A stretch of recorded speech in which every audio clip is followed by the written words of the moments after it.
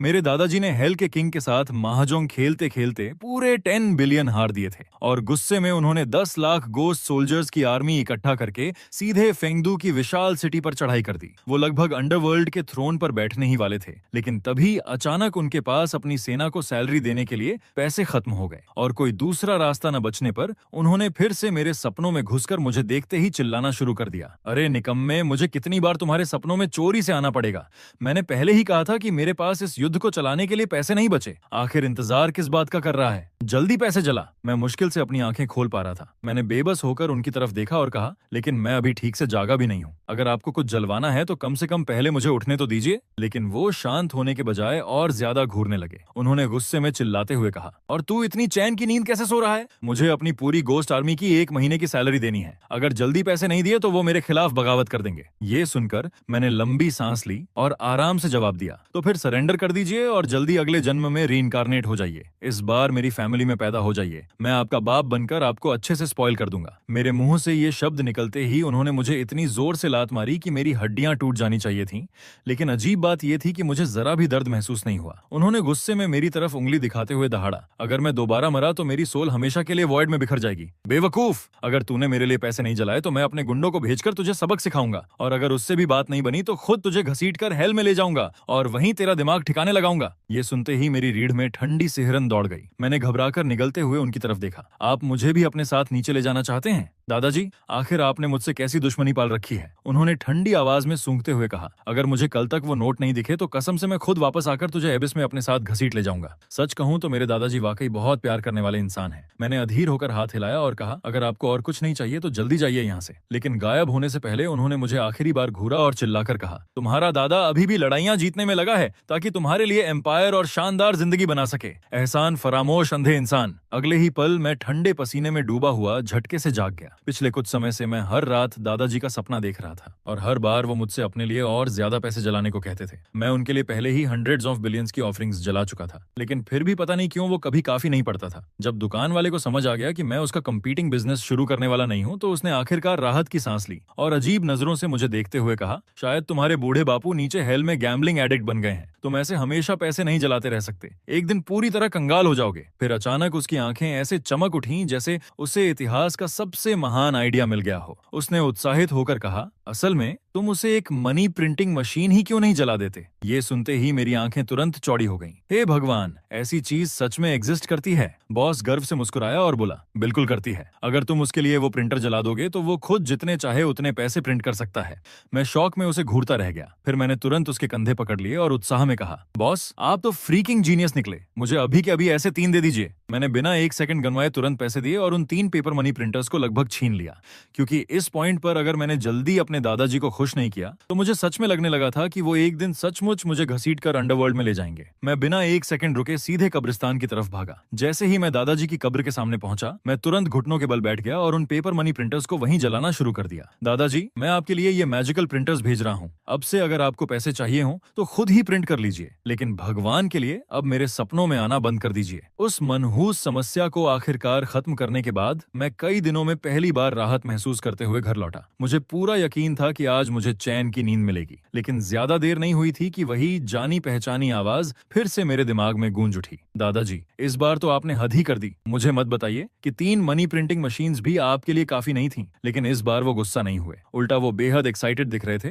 और जोर जोर से हंसने लगे। आह मेरे प्यारे परपोते, इस बार तुमने कमाल कर दिया। अब पैसे हमारे लिए कोई समस्या नहीं रहे। हमारे पास इतना कैश है कि पूरे अंडरवर्ल्ड की सड़कें उससे बिछा सकते हैं। सच तो ये है कि हम लगभग किंग ऑफ हेल के पैलेस तक पहुंच चुके हैं। ये सुनते ही मेरा दिमाग लगभग खराब हो गया। तो फिर आखिर आप अभी भी मेरे सपनों पर हमला क्यों कर रहे हैं? दादाजी ने तुरंत जवाब दिया, क्योंकि अब हमारे पास हैवी वेपनरी की कमी है। जल्दी से मेरे लिए कोई पेपर क्राफ्ट्समैन ढूंढो। मुझे फाइटर जेट्स, आर्टिलरी कैनन्स, पूरा आर्सनल चाहिए। मैं अविश्वास से उन्हें घूरता रह गया। इस पॉइंट पर बूढ़े आदमी ने मुझे कोई इनफाइनाइट एटीएम मशीन समझ लिया था। मेरी सैलरी का एक एक पैसा पहले ही उनके फ्यूनरल ऑफरिंग्स खरीदने में खत्म हो चुका था। मेरे पास इंस्टेंट नूडल्स खरीदने तक के पैसे नहीं बचे थे। पेपर वेपन्स तो बहुत दूर की बात थी। मैंने फ्रस्ट्रेशन में अपना चेहरा रगड़ा और कहा, दादाजी, मैं पूरी तरह कंगाल हो चुका हूँ। अब सच में मेरे पास इसके लिए पैसे नहीं है। ये सुनते ही उनका चेहरा तुरंत अंधेरा पड़ गया। कंगाल मतलब क्या? मरने से पहले मैं तुम्हारे लिए इतनी बड़ी सेविंग्स छोड़कर गया था। निकम्मे पोते, आखिर तुमने इतना पैसा बर्बाद कैसे कर दिया? उनकी बात सुनकर मेरी छाती दर्द से कस गई। जो 5 लाख आपने छोड़े थे,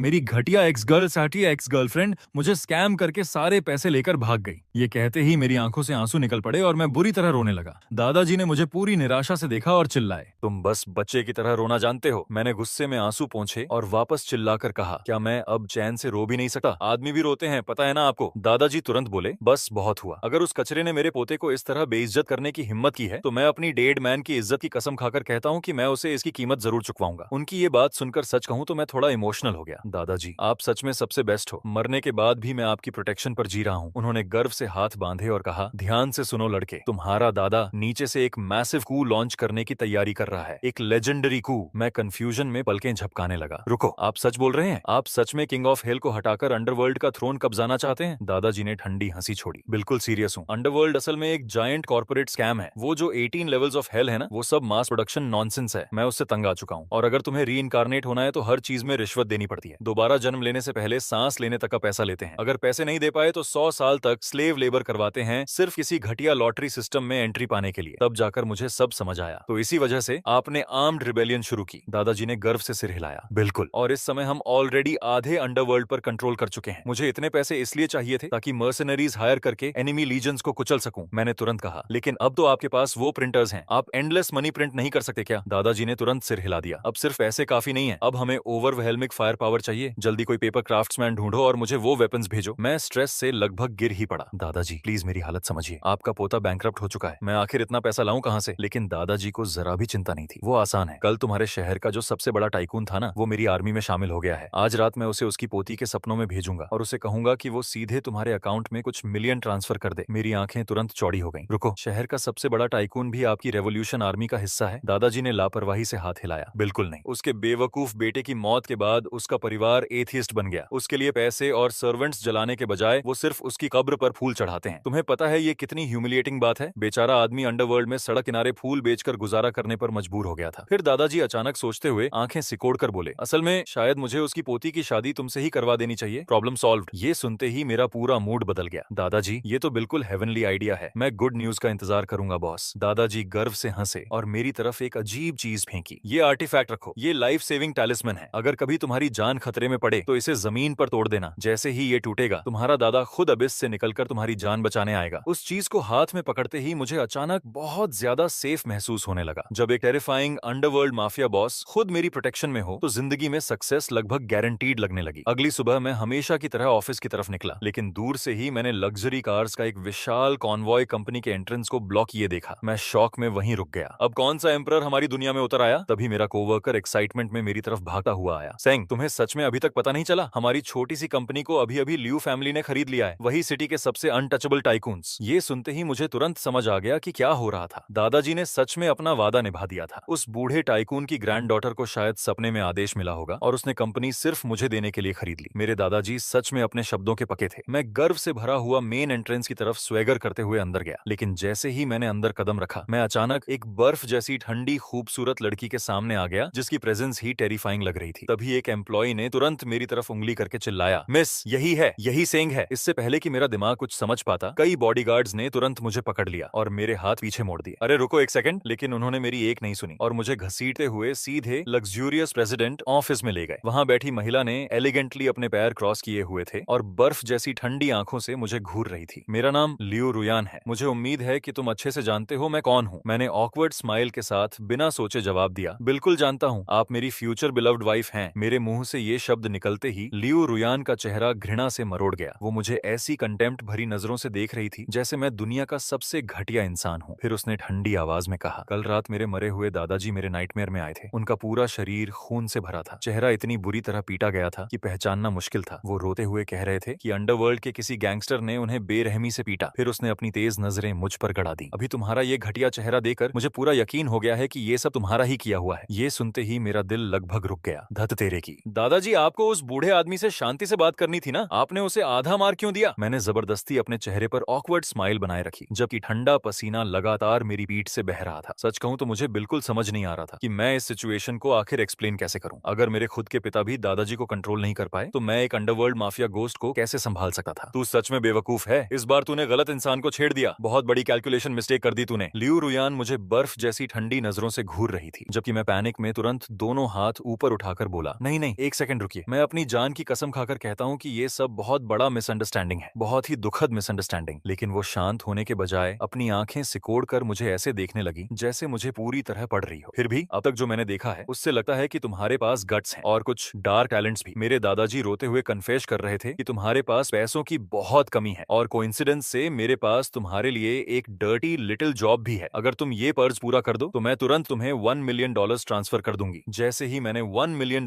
सुना, मेरी आंखें फैल गईं और मेरा दिमाग लगभग बंद हो गया। मिशन क्या है? मैं तुरंत आगे झुक गया और कॉन्फिडेंटली अपनी छाती थपथपाते हुए बोला, आप किसी बात की चिंता मत कीजिए, मैं पूरा मेज परफेक्टली क्लीन कर दूंगा। लियू रुयान ने आराम से पैर क्रॉस किए और बोली, हाल ही में मैंने एक हाफ फिनिश्ड टावर बिल्डिंग खरीदी थी, लेकिन कंस्ट्रक्शन दोबारा शुरू होने के बाद से वहां लगातार टेरिफाइंग एक्सीडेंट्स हो रहे हैं, डार्क सुपरनैचुरल फेनोमेना। मुझे चाहिए कि तुम वहां जाकर तुरंत एक्सरसाइज करो। अगर तुम सफल हुए तो पूरा मिलियन तुम्हारा, कैश, बिना किसी सवाल के। मैंने लगभग तुरंत डील एक्सेप्ट कर ली। आखिर वो बस एक अबैंडन बिल्डिंग ही तो थी। शायद ग्रीड मेरी आंखों पर पर्दा नहीं डाल रही थी, लेकिन उससे पहले कि मैं कॉन्ट्रैक्ट के अंदर छिपी हॉरिफाइंग डिटेल्स पूछ पाता, उसके बॉडीगार्ड्स ने मुझे पकड़कर कूड़े के बोरे की तरह सड़क पर फेंक दिया। मैं डिग्निटी बनाए रखते हुए उठा और अपने कपड़ों की धूल झाड़ने लगा। सच में ये किस तरह के मैंसर्स हैं? लेकिन तभी मेरी नजर पास पड़े एक फटे हुए न्यूज़पेपर पर गई और उसकी खून से सनी हेडलाइन ने तुरंत मेरी रगों में बर्फ जमा दी। Brutal murder inside abandoned building. एक किडनैपर ने बिल्डिंग के अंदर अपनी विक्टिम को टॉर्चर करके मार डाला था और उसकी ब्लड थर्स्टी सोल अब हमेशा के लिए वहीं भटक रही थी। उस कमीनी चुड़ैल ने सच में मुझे सीधे स्लॉटर हाउस भेज दिया। मैं बुरी तरह कांपते हुए उस विशाल अंधेरी बिल्डिंग की तरफ देखने लगा जो मेरे सामने खड़ी थी। पिच ब्लैक एंट्रेंस के अंदर मुझे एक टूटी हुई वुडन एग्जॉर्सिस्ट सोर्ड के टुकड़े दिखाई दिए और तभी बिल्डिंग की गहराइयों से एक डिस्टॉर्टेड फ्यूनरल मेलोडी गूंजने लगी। ये क्या बकवास है? ये तो साइंस के हर कानून को तोड़ रहा है। उस पॉइंट पर मेरी सर्वाइवल इंस्टिंक्ट्स पूरी ताकत से मुझे भागने के लिए चिल्ला रही थीं, लेकिन उस $1 मिलियन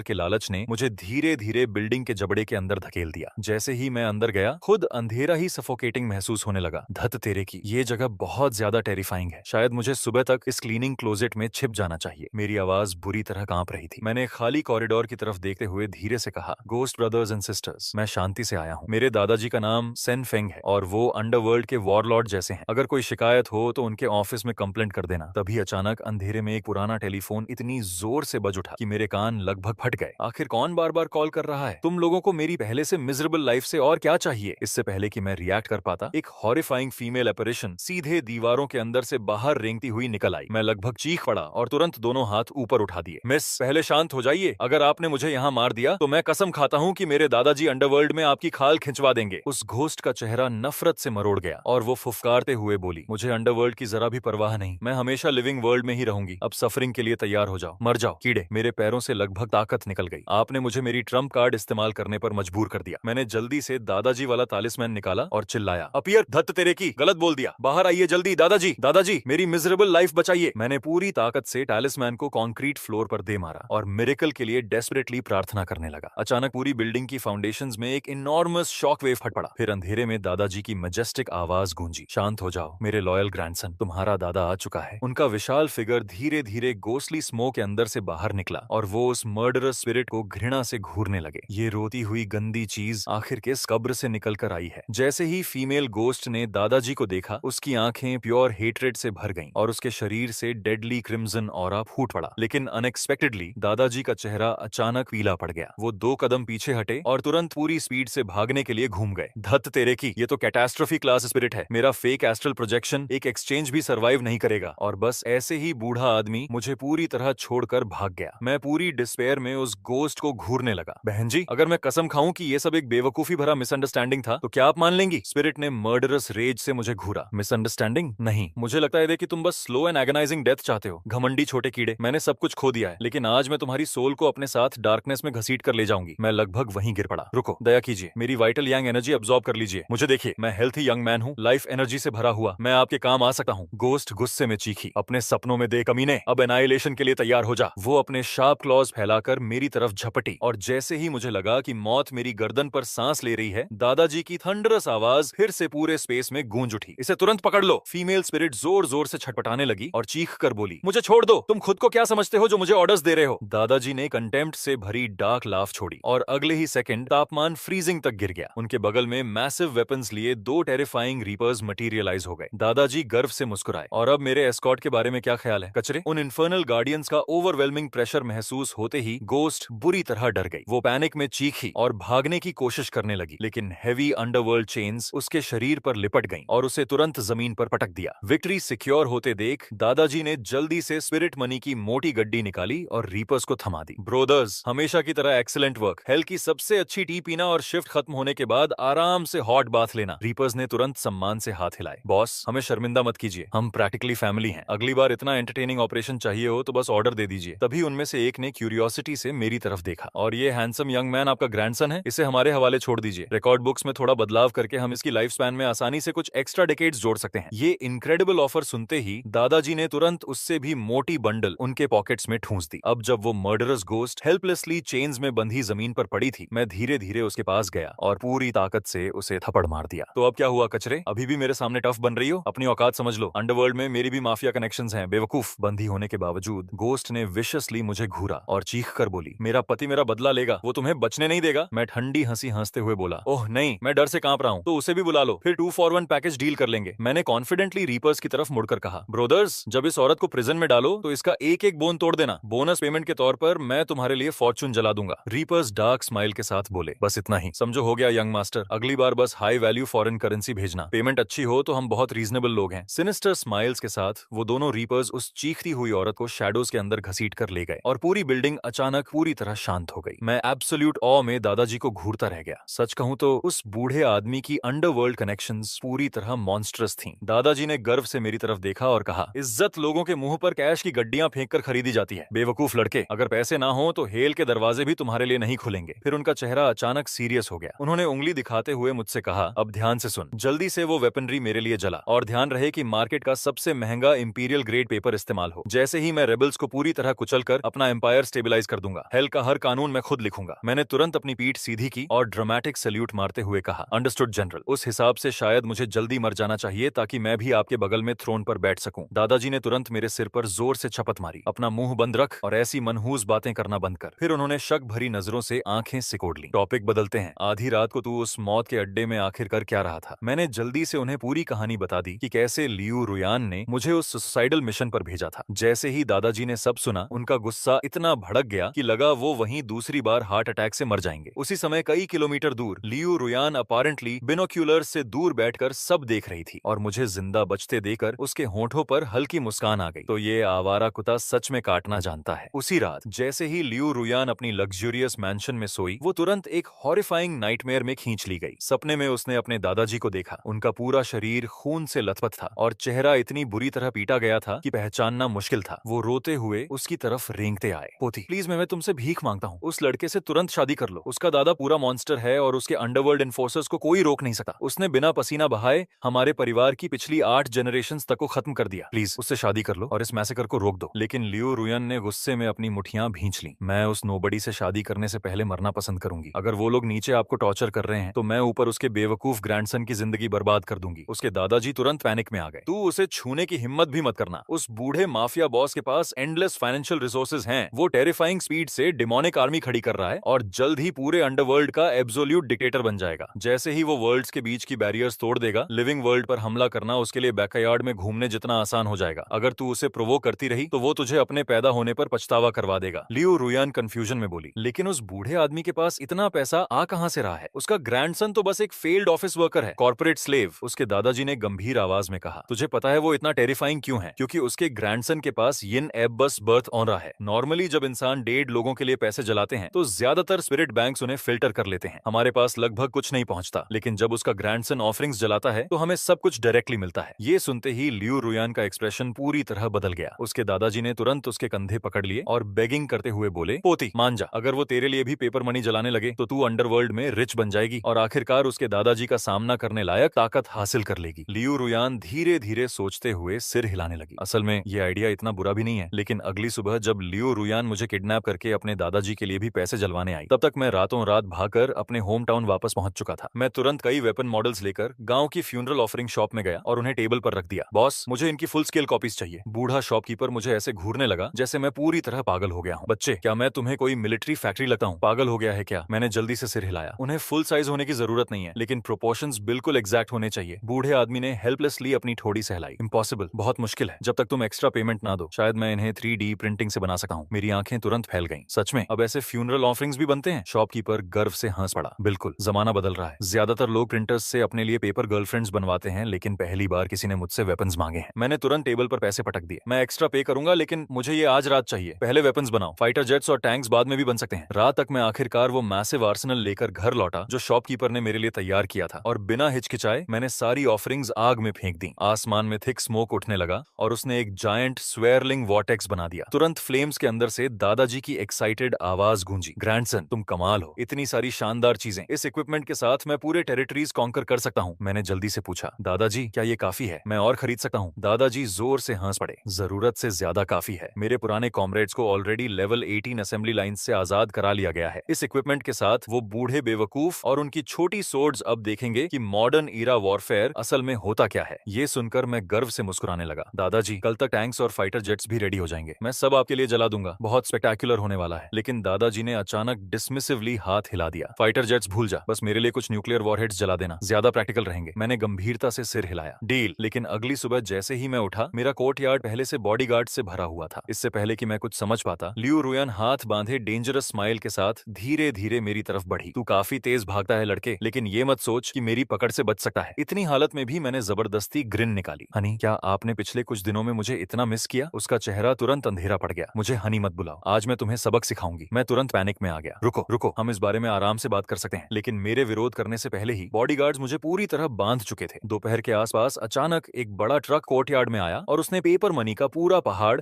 बीच आंगन में उलट दिया। मैं शौक में उसे घूरने लगा। ये सब आखिर क्या है? लियू रुयान ने ठंडी नजरों से मुझे देखा और कहा, क्या तुम पैसे जलाने में बहुत अमेजिंग नहीं हो? तो शुरू हो जाओ। मैं कंफ्यूजन में पलकें झपकाने लगा। रुको, आप चाहती हैं कि मैं आपके दादाजी के लिए भी पैसे जलाऊं? जैसे ही मेरे मुंह से ये शब्द निकले, लियू रुयान का गुस्सा पूरी तरह फट पड़ा। लियू रुयान ने गुस्से में जमीन पर पैर पटका और मर्डरस आईज से मेरी तरफ उंगली दिखाते हुए बोली, अगर तुमने एक और बेवकूफी भरी बात कही ना तो मैं तुम्हारा मुंह फाड़ दूंगी। मैंने तुरंत मासूम बनते हुए दोनों हाथ ऊपर उठा दिए। मैं तो बस मजाक कर रहा था, लेकिन ऑनेस्टली देखा जाए तो ये बस समय की बात है। फिर मैंने कोर्टयार्ड में पड़े पेपर मनी के विशाल ढेर की तरफ देखा और लंबी सांस ली। वैसे मैं आपके दादाजी के लिए पैसे जलाऊं कैसे? स्पिरिचुअल ट्रांसफर सिर्फ डायरेक्ट फैमिली मेंबर्स के बीच काम करते हैं, वरना ऑफरिंग रिजेक्ट हो जाती है। उसके बगल में खड़ा टाओइस्ट प्रीस्ट धीरे धीरे सिर हिलाते हुए बोला, मिस, ये सही कह रहा है। लियू रुयान गहरी सोच में पड़ गई। तो फिर क्या करें? क्या सच में कोई तरीका नहीं है? प्रिस्ट ने आराम से अपनी दाढ़ी सहलाई और बोला, एक तरीका है। तुम दोनों को शादी करनी होगी और ऑफिशियली मैरिज रजिस्टर करवानी होगी। उसके बिना ये तुम्हारे परिवार की तरफ से ऑफरिंग्स बर्न नहीं कर सकता। ये सुनते ही हम दोनों पूरी तरह फ्रीज हो गए। मतलब लीगली शादी? टॉइस्ट ने गंभीरता से सिर हिलाया। लियू रुयान ने फ्रस्ट्रेशन में अपने दांत भींच लिए, लेकिन कुछ सेकंड की खामोशी के बाद उसने लंबी सांस ली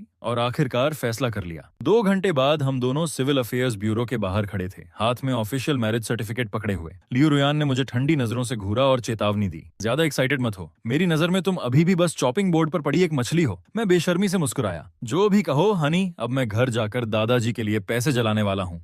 सरप्राइजिंगली मेरा इतना रिलैक्स्ड बिहेवियर देखकर वो थोड़ी सस्पिशियस हो गई। उसने आंखें सिकोड़कर पूछा, तुमने इतनी आसानी से मान कैसे लिया? कहीं तुम पीछे कुछ प्लान तो नहीं कर रहे? मैंने आराम से कंधे उचकाए। बिल्कुल नहीं। वैसे भी आपने जो टाओइस्ट प्रीस्ट हायर किया है वो ऑलरेडी मुझ पर नजर रख रहा है। उसी रात कोर्टयार्ड में पेपर मनी के पहाड़ जल रहे थे और राख तूफान की तरह हवा में उड़ रही थी। टाओइस्ट प्रीस्ट फ्लेम्स के पास कॉन्फिडेंटली खड़ा होकर बोला, मास्टर, ये पैसा जरूर आपके दादाजी तक पहुंच जाएगा, आपको चिंता करने की जरूरत नहीं। लेकिन तभी उसका एक्सप्रेशन अचानक थोड़ा बदल गया। फिर भी आज रात बहुत ज्यादा इंसेंस जल रहा है। इतनी strong spiritual attraction wandering spirits को यहाँ खींच सकती है। फिर उसने गर्व से अपनी छाती फुलाई। लेकिन जब तक मैं यहाँ हूँ, डरने की बिल्कुल जरूरत नहीं। जैसे ही उसने ये कहा, हमारे ऊपर का मून अचानक ब्लड रेड हो गया। आसमान से एक टेरिफाइंग स्पेक्ट्रल पैलंक्विन धीरे धीरे नीचे उतरने लगा, जिसके आसपास गोस्टली फिगर्स एक कॉफिन उठाए हुए थे।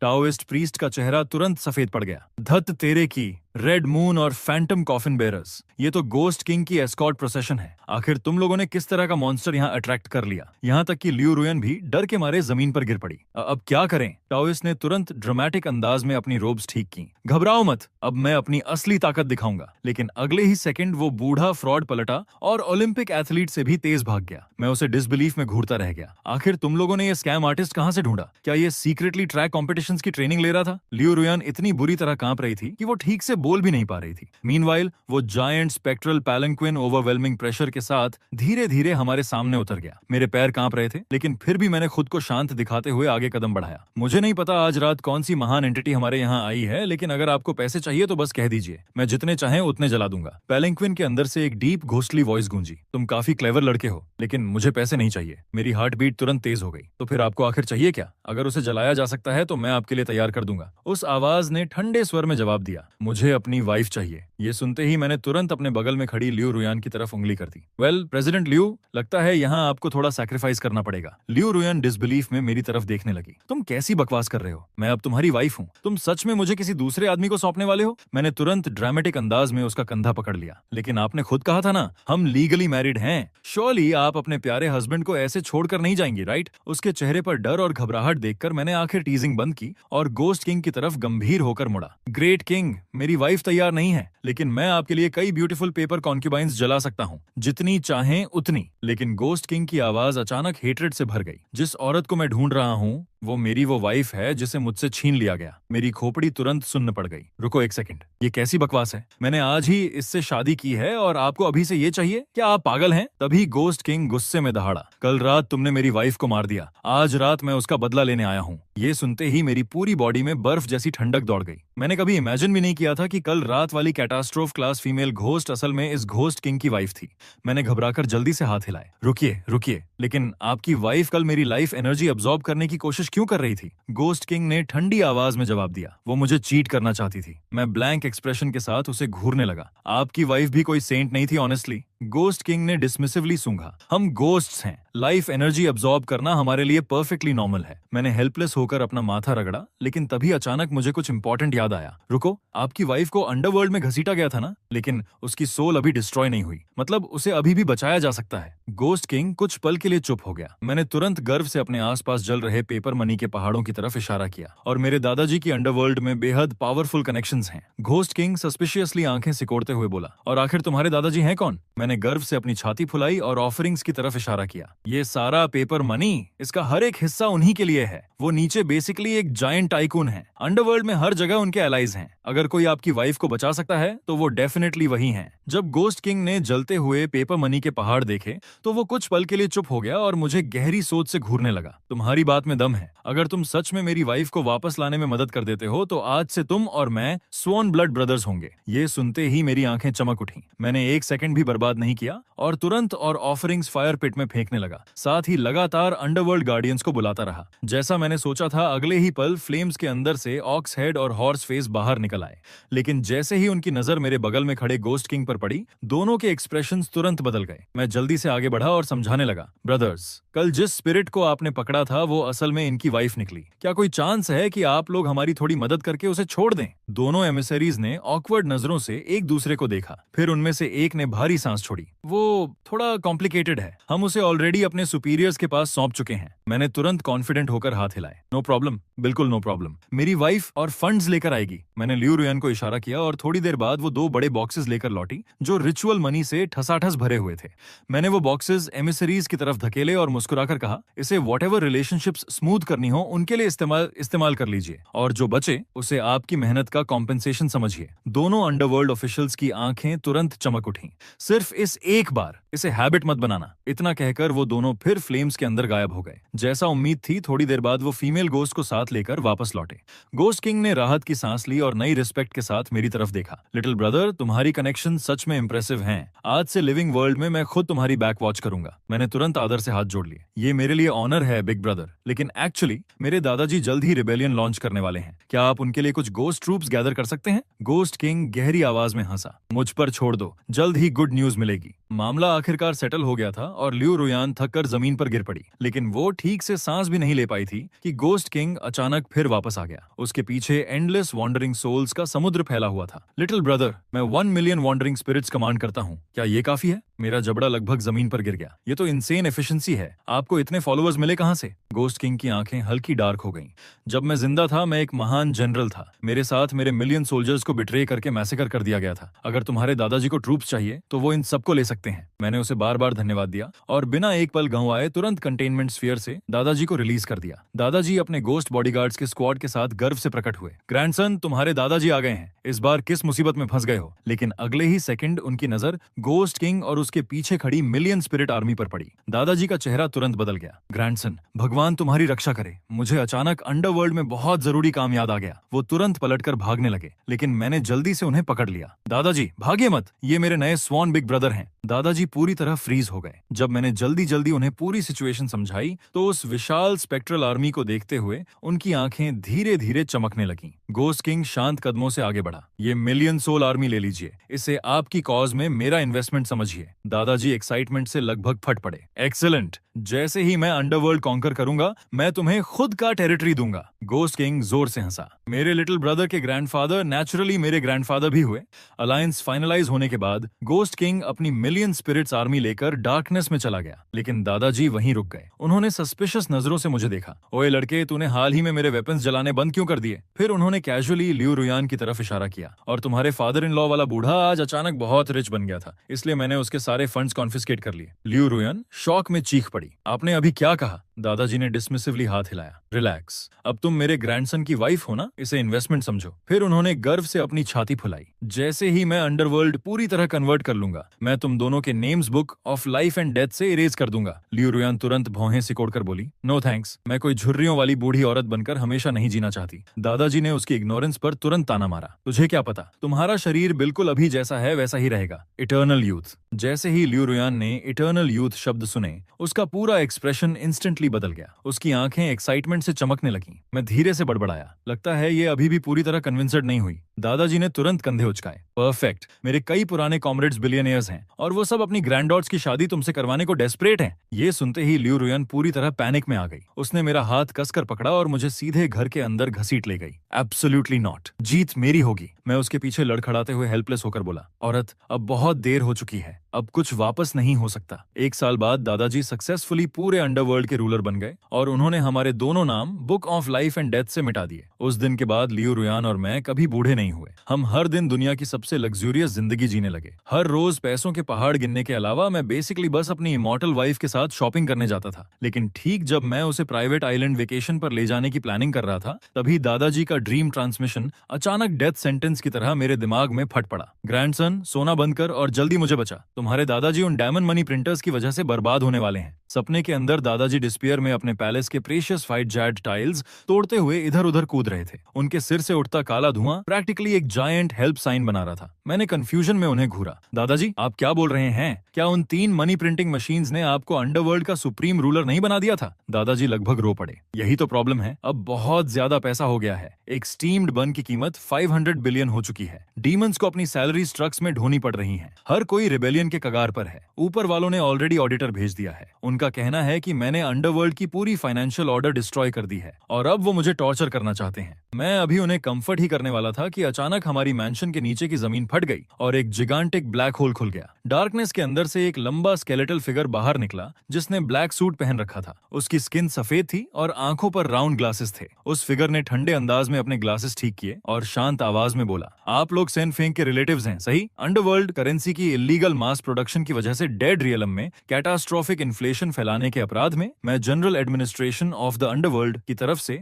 अब आपकी लिविंग वर्ल्ड की सारी मैंशंस और बैंक अकाउंट्स कन्फिस्केट करता हूँ। ये पूरा एम्पायर मेरे दादाजी ने बनाया है। तुम बस एक ग्लोरिफाइड एम्प्लॉय हो। ऐसे हमारी सारी चीजें नहीं छीन सकते। लियू रुयान इतनी गुस्से में थी कि उसके माथे की नसें तक उभर आई थीं। उसने पास रखा वेज उठाया और लगभग ऑडिटर के चेहरे पर फेंकने ही वाली थी, लेकिन उस स्केलेटल आदमी ने बस ठंडी हंसी छोड़ी, अपने ब्रीफ केस से एक गोल्डन एबिकस निकाला और तेजी से उसकी बीट्स चलाने लगा। सिर्फ उस क्लैकिंग साउंड ने ही लियू रुयान को 3 कदम पीछे धकेल दिया। उस स्केलेटन आदमी ने ठंडे अंदाज में अपने ग्लासेस ठीक किए। मैं general administration of the underworld का स्पेशल एनवॉय हूँ। मैं सिर्फ ये प्रॉपर्टी कॉन्फिस्केट नहीं करूंगा, बल्कि तुम्हें अकॉम्प्लिसेस मानकर इंटरोगेशन के लिए भी ले जाऊंगा। मैंने तुरंत नर्वस होकर दोनों हाथ ऊपर उठा दिए। आराम से सर, आराम से। ये बस थोड़ी इन्फ्लेशन है, इतनी दूर जाने की जरूरत नहीं। मैं तुरंत अंडरवर्ल्ड टैक्सेस पे कर दूंगा। मैं गारंटी देता हूँ हूँ कि आप सेटिस्फाइड होकर जाएंगे। परमिशन का इंतजार किए बिना मैं दौड़कर स्टडी रूम में गया और अपनी old university economics text book के साथ कुछ पेपर गोल्ड बार्स उठा लाया। फिर बिना हिचकिचाए सब कुछ ब्राजियर में फेंक दिया। दादाजी तैयार हो जाइए, ये हमारा अल्टीमेट फाइनेंशियल न्यूक्लियर वेपन है। अब उन इग्नोरेंट अंडरवर्ल्ड फूल्स को असली इकोनॉमी समझाने का समय आ गया है। ऑडिटर मुझे किताब जलाते हुए देखकर कंटेम्प्ट से हंस पड़ा, लेकिन अगले ही सेकंड उसकी पॉकेट में रखा कम्युनिकेशन टैलिस्मैन ऐसे वायलेंटली वाइब्रेट करने लगा जैसे उसे बिजली लगी हो। जैसे ही उसने कॉल उठाई, उसकी आंखें लगभग सॉकेट्स से बाहर निकल आईं। वो पूरी तरह स्टोन स्टैचू की तरह फ्रीज हो गया। वो अभी मुझे हैंडकफ्स पहनाने ही वाला था कि कम्युनिकेशन टैलिस्मैन के अंदर से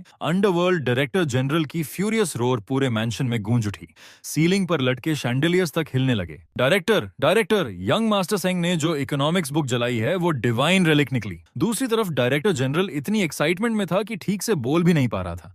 अपेरेंटली दादाजी ने मैक्रो इकोनॉमिक्स का इस्तेमाल करके ना सिर्फ अंडरवर्ल्ड की इन्फ्लेशन स्टेबलाइज कर दी थी, बल्कि पूरे हेल में गवर्नमेंट बॉन्ड्स तक इशू कर दिए थे। अब अंडरवर्ल्ड का हर घोस्ट डेस्परेटली अपना पैसा दादाजी के फाइनेंशियल सिस्टम में डिपॉजिट करने के लिए लड़ रहा था। किसी तरह मेरे दादाजी अंडरवर्ल्ड सेंट्रल बैंक के ऑनरी चेयरमैन बन चुके थे। ऑडिटर का चेहरा डर से पूरी तरह सफेद पड़ गया। वो तुरंत घुटनों पर गिर पड़ा और खुद को थप्पड़ मारने लगा। यंग मास्टर सेंग, मैं अंधा था, मैं आपकी ग्रेटनेस पहचान नहीं पाया। ये पूरी सिचुएशन बस एक मिसअंडरस्टैंडिंग थी। कृपया मुझे माफ कर दीजिए और प्रिटेंड कीजिए कि कुछ हुआ ही नहीं। वो खुद को इतना जोर से थप्पड़ मार रहा था कि उसका चेहरा लगभग डिफॉर्म हो गया। फिर अचानक ब्लैक स्मोक में बदलकर फ्लोर की दरार से भाग गया। ठीक उसी समय मैंशन के डोर्स जोर से खुल गए। एक गोल्डन पेंटेड स्पोर्ट्स कार पूरी स्पीड से गार्डन में घुसी और स्क्रीच के साथ रुक गई। उसमें से एक मोटा आदमी उतरा जिसकी गोल्ड चेन उसके अंगूठे से भी मोटी थी। वो एरोगेंट अंदाज में अपना बड़ा पेट सहलाते हुए बोला, लियो रुयान, ये लैंड ट्रांसफर कॉन्ट्रैक्ट साइन कर रही हो या नहीं? चाहे तुम चाहो या ना चाहो, मेरे पीछे पावरफुल लोग हैं। आज तुम्हें कोई नहीं बचा सकता। वांग बातियन इतने भारी कदमों से गार्डन पार कर रहा था कि उसके पैरों के नीचे स्टोन टाइल्स तक टूट रही थीं। लियो रुयान तुरंत गुस्से में चिल्लाई, वांग बातियन, हद पार मत करो। ये जमीन लियो फैमिली की है। ये सीधी रॉबरी है। वांग बातियन एरोगेंट हंसी हंसा। तो क्या हुआ अगर मैं लूट रहा हूँ? तुम्हारा मरा हुआ दादा क्या करेगा? अर्न से निकलकर मुझे मारेगा? फिर उसने ठंडे अंदाज में हाथ हिलाया। Guards move. ब्लैक सूट्स पहने कई बॉडीगार्ड्स अपनी नकल्स और नेक क्रैक करते हुए हमारी तरफ बढ़ने लगे।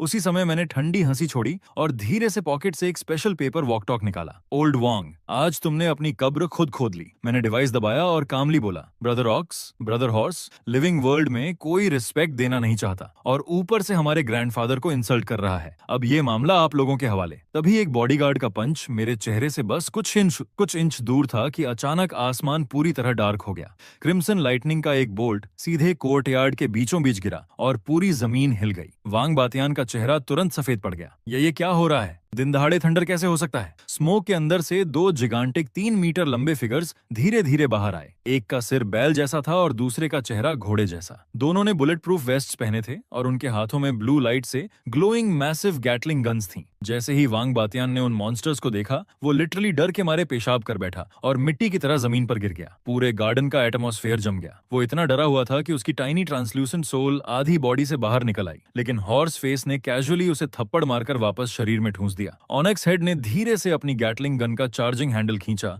और उसे घूरते हुए बोला, तो तू वो पैथेटिक बैस्टर्ड है जो लॉर्ड सेंग की फ्यूचर ग्रैंडडॉटर इन लॉज को बुली करने आया था। फिर उसने रोटेटिंग बैरल सीधे वांग बेचन के माथे पर तान दी। ठंडी मेटल स्किन से लगते ही बेचारा आदमी दूसरी बार पेशाब कर बैठा। माफ कर दीजिए great sirs, please spare me. मैं अभी चला जाता हूँ, मुझे वो लैंड नहीं चाहिए। मैं तुरंत प्रेसिडेंट लियू को 100 मिलियन कंपेंसेशन दूंगा। हॉर्स फेस ने तुरंत डिसमिसिवली सूंघा। लिविंग वर्ल्ड का पैसा हमारे लिए यूजलेस ट्रैश है। घर जा, पेपर ऑफरिंग्स और स्पिरिट मनी के पहाड़ तैयार कर, फिर ठीक से लॉर्ड सेंग से फॉरगिवनेस मांगते हुए उन्हें जला, वरना कल रात हम खुद तेरे बेड के पास बैठकर सुबह तक हॉरर स्टोरीज सुनाएंगे। वांग बातियन पूरी पैनिक में रेंगता हुआ भाग गया, यहाँ तक कि अपनी गोल्डन स्पोर्ट्स कार भी वहीं छोड़ गया। तभी गार्डन के बीच की हवा फिर डिस्टॉर्ट होने लगी। दादाजी सेन फेंग एक बार फिर प्रकट हुए, लेकिन इस बार उन्होंने लग्जूरियस रोब्स नहीं पहने थे। उनकी जगह वो इंटिमिडेटिंग कैमोफ्लेज कॉम्बैट यूनिफॉर्म में थे। आते ही वो जोर से चिल्लाए, ग्रैंडसन, कचरे को बुली करने में टाइम वेस्ट मत कर। अंडरवर्ल्ड बॉर्डर्स पर डिजास्टर हो गया है। मेरा एक्सप्रेशन तुरंत सीरियस हो गया। दादाजी ग्रिम आवाज में बोले, सेटन नाम के किसी आदमी के नेतृत्व में salty western demons millions of zombies के साथ हम पर हमला कर रहे हैं। मैं कंफ्यूजन में पलकें झपकाने लगा। Western demons? क्या वो आपकी जुरिस्डिक्शन के बाहर नहीं आते? अब अंडरवर्ल्ड में इंटरनेशनल कॉन्फ्लिक्ट्स भी होते हैं। ऑनेक्स हेड ने गुस्से में जमीन पर पैर पटका और उसके नीचे क्रेटर बन गया। उन हरामियों ने बिना परमिशन बॉर्डर क्रॉस किया है। ये सुनते ही मैंने धीरे धीरे आंखें सिकोड़ लीं और मैलिशियस ग्रिन दे दी। तो वो उड़ सकते हैं, हाँ? और आग भी उगलते हैं? फिर मैंने कॉन्फिडेंटली कॉन्फिडेंटली दादाजी की तरफ देखा। चिंता मत कीजिए, अगर वो मिथोलॉजी के रूल्स की रिस्पेक्ट नहीं करते तो हम उन्हें साइंस से सबक सिखाएंगे। मैं पूरी रात ड्राइव करके गांव की पेपर ऑफरिंग शॉप पहुंचा। ओनर दुकान बंद करने ही वाला था कि मैंने उसकी कॉलर पकड़ ली और टेबल पर पैसों का बड़ा ढेर पटक दिया। बॉस उठो, मेरे लिए सबसे बड़ा डोंगफिंग बैलिस्टिक मिसाइल बनाओ जो तुम बना सकते हो, और उसके साथ कुछ न्यूक्लियर वॉरहेड्स भी अटैच कर दो। मुझे फुल स्केल चाहिए और सबसे पावरफुल एक्सप्लोजिव्स के साथ। बूढ़ा शॉपकीपर मुझे ऐसे घूरने लगा जैसे उसकी सोल बॉडी छोड़ चुकी हो। भाई, क्या तुम सच में अंडरवर्ल्ड को वर्ल्ड वॉर 3 में घसीटना चाहते हो? आज तक किसी ने ऐसा ऑर्डर नहीं दिया। मैं बेचारे आदमी से जबरदस्ती जल्दी काम करवा ही रहा था कि अचानक आसमान में ओवरवेलमिंग हेवनली क्वायर गूंजने लगी। मैंने ऊपर देखा तो मैंशन के ऊपर टाइनी ब्लैक विंग्ड डीमंस का स्वॉर्म उड़ रहा था, जिनके हाथों में ट्राइडेंट्स थे। जैसे ही वो छोटे डेविल्स मक्खियों की तरह मेरी तरफ डाइव करने लगे, मैंने पास पड़ा फायर एक्सटिंग्विशर उठाया और लीडर के चेहरे पर पूरा स्प्रे मार दिया। व्हाइट फोम में लिपटा वो डीमन दर्द से चीखा और सीधे स्ट्रीट लाइट पोल में सिर मारकर गिर पड़ा। उसके सिर के चारों तरफ गोल्डन स्टार्स घूम रहे थे, जबकि उसके विंग्स बुरी तरह ट्विच कर रहे थे। मैंने तुरंत गुस्से में उसकी तरफ उंगली दिखाई। धत्त तेरे की, मेरे टेरिटरी में आकर कोई भी ट्रबल क्रिएट नहीं करेगा। बॉस, मिसाइल तैयार है, जल्दी आग लगाइए। पेपर ऑफरिंग शॉप का मालिक इतना डरा हुआ था कि उसने मेरी वजह से अपनी जान तक दांव पर लगाने का फैसला कर लिया। उसका पूरा शरीर अनकंट्रोलेबली कांप रहा था, जबकि वो मुश्किल से मैच स्टिक जलाने की कोशिश कर रहा था। उसका हाथ इतनी बुरी तरह हिल रहा था जैसे कोई म्यूजिकल इंस्ट्रूमेंट बजा रहा हो। जैसे ही फ्लेम उस gigantic full scale replica ballistic missile को छुई, पूरा मिसाइल तुरंत आग में घिर गया। मैसिव स्मोक क्लाउड के अंदर लिपटा हुआ वो पेपर मिसाइल सीधे वॉइड में गायब हो गया। कुछ ही सेकंड्स बाद अंडरवर्ल्ड कम्युनिकेशन चैनल से दादाजी की एक्साइटेड हंसी डेफनिंग एक्सप्लोजन्स के साथ गूंज उठी। ग्रैंडसन, ये चीज कमाल की है। उन सॉल्टी छोटे बास्टर्ड्स को जमीन पर उतरने का मौका तक नहीं मिला और इस जायंट रेडिश ने उन्हें हवा में ही उड़ा दिया। अंडरवर्ल्ड बॉर्डर पर पूरा बैटलफील्ड केओस में बदल चुका था। खुद सेटन एक मैसिव क्रेटर के अंदर से मिट्टी और स्मोक में लिपटा हुआ बाहर निकला।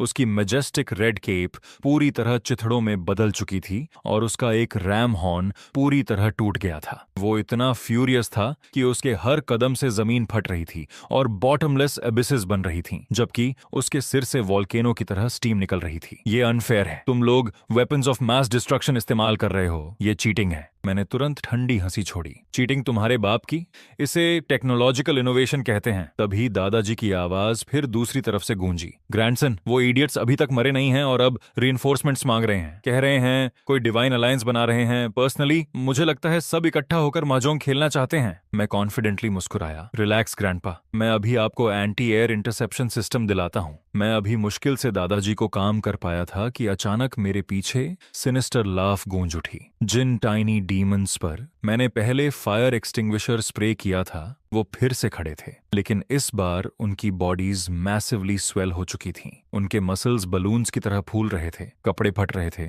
और अंदर डिस्गस्टिंग पर्पल फ्लैश दिख रही थी। लियू रुयान तुरंत नर्वस होकर पीछे हट गई। केयरफुल, लगता है ये म्यूटेट हो गए हैं। मैंने कॉन्फिडेंटली अपनी नेक क्रैक की। म्यूटेटेड माई फुट, बस सूज गए हैं। फिर मैंने ड्रामेटिक अंदाज में लियू रुयान को पीछे खींच लिया। पीछे हटो और अपने हस्बैंड को इन्हें इंटर डायमेंशनल इलेक्ट्रोशॉक लेसन देते हुए देखो। ऑनेस्टली एक्साइटमेंट से मेरे कान तक खुजला रहे थे, लेकिन जैसे ही वो जायंट डीमंस मुझ पर अटैक करने वाले थे, उनकी बॉडीज अचानक फ्रीज हो गईं, जैसे किसी ने पॉज बटन दबा दिया हो। फिर वो वायलेंटली कांपने लगे और लाउड पॉपिंग साउंड्स के साथ वापस नॉर्मल साइज में श्रिंक होने लगे। तभी उनमें से एक ने अचानक रिस्पेक्टफुल आवाज में कहा, mister Singh, please don't panic, मैं हैड्स हूं। मुझे उन मिसाइल्स में काफी इंटरेस्ट है जो आपने सेन फेंग के लिए बर्न किए थे। अगर आप मेरे लिए ऐसे 1000 मिसाइल्स बर्न कर दें तो मैं आपके लिए इन छोटे पेस्ट्स को खत्म कर सकता हूं। मैं शौक में पलकें झपकाने लगा। वाह, अब वेस्टर्न अंडरवर्ल्ड का रूलर भी आर्म्स रेस ज्वाइन करना चाहता है। फिर मैंने थॉटफुली आर्म्स क्रॉस कर लिए। लेकिन 1000 मिसाइल्स चीप नहीं आते, बदले में आप क्या देंगे? हैड्स तुरंत बोला, मैं आपकी वाइफ को अंडरवर्ल्ड इंश्योरेंस दे सकता हूं। वो सभी डिजीजेस से इम्यून हो जाएगी और हमेशा एटर्नल यूथ मेंटेन करेगी। क्या कहते हैं? लियू रुयान तुरंत एक्साइटमेंट में मेरा आर्म पकड़कर हिलाने लगी। उसके चेहरे की स्माइल ब्लूमिंग फ्लावर से भी ज्यादा ब्राइट थी।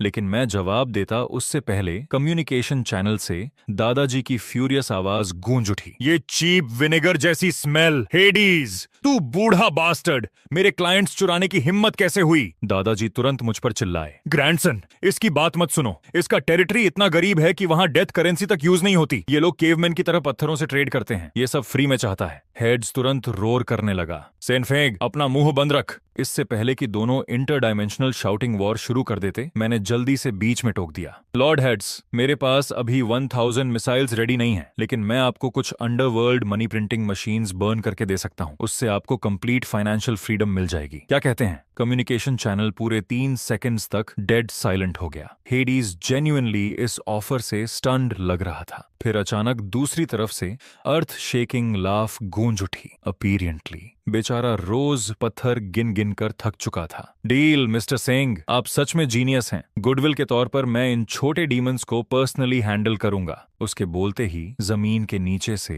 Countless gigantic ghostly black hands बाहर निकले और उन टाइनी डीमंस को स्क्रीमिंग करते हुए क्रैक्स के अंदर खींच ले गए, जैसे हेल्पलेस चिक्स हों। अगले ही पल कोर्टयार्ड पर छाई सारी डार्क एनर्जी गायब हो गई और आखिरकार सनलाइट वापस लौट आई। मैंने प्राउडली ल्यू रुयान के शोल्डर्स पर आर्म रख दिया। रुयान, हमारा बिजनेस लगातार बड़ा होता जा रहा है। अब तो फॉरेन अंडरवर्ल्ड किंग्स भी हमारे कस्टमर्स बन चुके हैं। उसने स्पार्कलिंग आईज से मेरी तरफ देखा। हनी, इसका मतलब हम ग्लोबल आफ्टरलाइफ मार्केट मोनोपोलाइज कर सकते हैं? मैंने हेल्पलेस होकर साई किया। मोनोपोलाइज? अभी तो अंडरवर्ल्ड रिबेलियन ही खत्म नहीं हुई, ऊपर से हेवन के ये फ्लाइंग बर्ड्स भी हमारे बिजनेस में नाक घुसा रहे हैं। तभी उन हेवनली बर्ड्स का लीडर अचानक अपनी 6 इनॉर्मस विंग्स फैलाते हुए हवा में उठ गया। उससे निकला विंड प्रेशर इतना टेरिफाइंग था कि हमारी विला की रूफ तक लगभग उड़ गई। उसने अपनी गोल्डन सोर्ड सीधे मेरी तरफ पॉइंट की और डिवाइन अथॉरिटी में चिल्लाया, सेंगलिंग, तुमने सीक्रेटली प्रोहिबिटेड वेपन्स अंडरवर्ल्ड में स्मगल किए हैं और डायमेंशंस के बैलेंस को सिवियरली डिसरप्ट किया है। हेवन के नाम पर मैं अब तुम्हें प्यूरिफाई करूंगा। जैसे ही उसने अपनी मैसिव गोल्डन सोर्ड स्विंग की, टेरिफाइंग व्हाइट स्लैश सीधे मेरी तरफ शूट हुआ। मैं चीख पड़ा और तुरंत जमीन पर डाइव मारकर रोल करते हुए ल्यू रुयान के पीछे छिप गया। उसके माथे की नसें तुरंत गुस्से से उभर आईं। उसने आसमान की तरफ उंगली दिखाकर फ्यूरियस आवाज में चिल्लाया, प्यूरिफाई अपने सिर को, इडियट! दिखाई नहीं दे रहा हम यहाँ हार्मोनियस अंडरवर्ल्ड बिल्ड करने में बिजी हैं? फिर उसने प्रोटेक्टिव अंदाज में मेरा आर्म पकड़ लिया और ऊपर देकर दोबारा चिल्लाई, अगर मेरे हस्बैंड को प्यूरिफाई करना है तो पहले उसके ग्रैंडफादर से परमिशन लेकर आओ। मैंने तुरंत स्पेशल फोर्सेस पेपर ऑफरिंग्स का मैसिव बंडल निकाला और जोर से चिल्लाया, ब्रदर ऑक्स, ब्रदर हॉर्स, हमारे गेस्ट्स का स्वागत करो। अगले ही इंस्टेंट ऑक्स हेड और हॉर्स फेस फिर से जमीन के अंदर से बाहर फट पड़े, लेकिन इस बार उन्होंने सिर्फ बुलेट प्रूफ वेस्ट्स ही नहीं पहने थे, बल्कि उनके हाथों में ब्लू अंडरवर्ल्ड एनर्जी से glowing 2 gigantic vulcan machine guns भी थीं। ऑक्स हेड ने 6 विंग्ड एंजल को घूरते हुए विशस ग्रिन दी। ये वाइल्ड चिकन कहां से आ गया? काफी एरोगेंट लग रहा है। हॉर्स फेस ने भूखे अंदाज में अपने लिप्स लिक किए। इन विंग्स का रोस्टेड टेस्ट शायद कमाल का होगा। चलो लॉर्ड सेंग के लिए हेवनली बारबेक्यू फीस्ट तैयार करते हैं। बिना एक और शब्द बोले उन दोनों इन्फर्नल गार्डियंस ने आसमान में तैर रही जाइगैंटिक वुडन हेवनली शिप पर हॉरिफाइंग बुलेट स्टॉर्म बरसा दिया। फायर पावर इतनी टेरिफाइंग थी कि गैब्रियल के पास आसमान में डेस्परेटली डोडज करने के अलावा कोई ऑप्शन ही नहीं बचा। उसकी जायंट गोल्डन स्वॉर्ड तक लगातार बैराज की वजह से हाथ से उड़ गई। उसके सिर से प्रैक्टिकली स्मोक निकल रहा था, जबकि वो मिड एयर में हिस्टेरिकली चीख रहा था, ये कैसी होली वेपन है? ये मेरी डिवाइन लाइट डिफेंसेस को पियर्स कैसे कर रही है? मैंने प्रॉडली आर्म्स क्रॉस किए और ग्रिन कर दिया। इसे मैक्सिम मशीन गन कहते हैं, खास तुम्हारे जैसे एरोगेंट इडियट्स का इलाज करने के लिए बनाई गई है। तभी अंडरवर्ल्ड कम्युनिकेशन चैनल से दादाजी की एक्साइटेड आवाज फिर गूंज उठी, ग्रैंडसन, अब मत रुकना, मेरे लिए कुछ एंटी एयर कैनन्स भी बर्न कर। आज रात इन फेदर्ड इडियट्स को रोस्टेड चिकन बनाऊंगा। सिचुएशन पूरी तरह आउट ऑफ कंट्रोल होती देखकर गैब्रियल ने अचानक अपनी रोब के अंदर से एक प्योर व्हाइट हॉर्न निकाला और ड्रामेटिक अंदाज में उसे बजाने की तैयारी करने लगा। लेकिन जैसे ही मेरी नजर उस चीज पर साफ पड़ी, मेरा पूरा चेहरा वायलेंटली ट्विच करने लगा। उसके साइड पर टाइनी चाइनीज कैरेक्टर्स खुदे हुए थे, मैन्युफैक्चर्ड इन यीवू।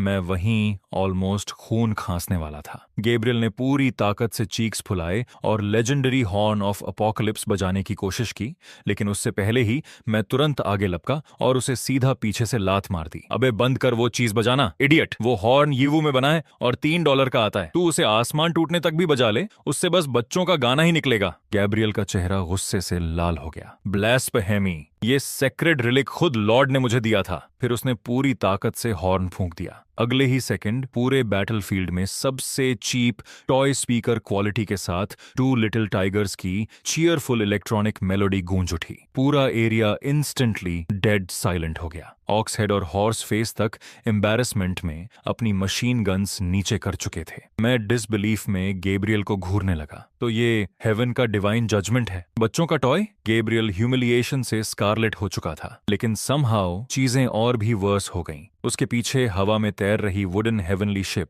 अचानक चीप इन्फ्लेटेबल टॉय की तरह एयर लीक करने लगी, फिर अनकंट्रोलेबली वॉबल करते हुए हमारे पीछे माउंटेन की तरफ क्रैश होने लगी। मैंने डीप साई लिया। मुझे पहले से पता था डिस्काउंट ऐप से खरीदी कोई भी चीज रिलायबल नहीं होती। फिर मैंने सिंपैथी के साथ गैब्रियल के शोल्डर पर हाथ रखा। चलो अब रोना बंद करो। सिंस तुम भी ऑनलाइन स्कैम्स के विक्टिम हो, मैं तुम्हें एडवाइस देता हूँ। प्रीमियम मर्चेंडाइज चाहिए तो मुझसे खरीदो। मेरे पास पेपर ऑफरिंग एयरक्राफ्ट कैरियर है जो उड़ता भी है और सबमरीन की तरह काम भी करता है, और वो भी अनबिलीवेबल प्राइस 9.90 में फ्री शिपिंग के साथ। जैसे ही गैब्रियल ने ये सुना, उसकी आंखें बल्ब की तरह चमक उठीं। लेकिन मैं अपना सेल्स पिच कंटिन्यू करता उससे पहले ही दादाजी की पैनिक्ड आवाज फिर मेरे कानों में फट पड़ी। ग्रैंडसन, एक सेकंड के लिए स्ट्रीट वेंडर बनना बंद कर। वो लूनाटिक सेटन पूरी तरह पागल हो चुका है। उसने हेल की डीपेस्ट पिट से टाइटन स्टैच्यू रिलीज कर दिया है। वो चीज हंड्रेड्स ऑफ मीटर्स टॉल है। उसका एक स्टॉम्प पूरा फेंगडू सिटी फ्लैटन कर सकता है। मेरा एक्सप्रेशन इंस्टेंटली सीरियस हो गया। Hundreds of metres? मैंने सिर झुकाकर जल्दी सोचना शुरू किया। तो ऑर्डिनरी मिसाइल्स शायद इनफ नहीं होंगे। तभी अचानक मेरी आंखें चमक उठीं। मैंने तुरंत लियू रुयान की तरफ मुड़कर कहा, हनी, कंपनी वेयरहाउस में ग्राउंड ब्रेकिंग सेरेमोनी के लिए जो जायंट एक्सकवेटर मॉडल रखा था, याद है? लियू रुयान एक सेकंड के लिए फ्रीज हो गई,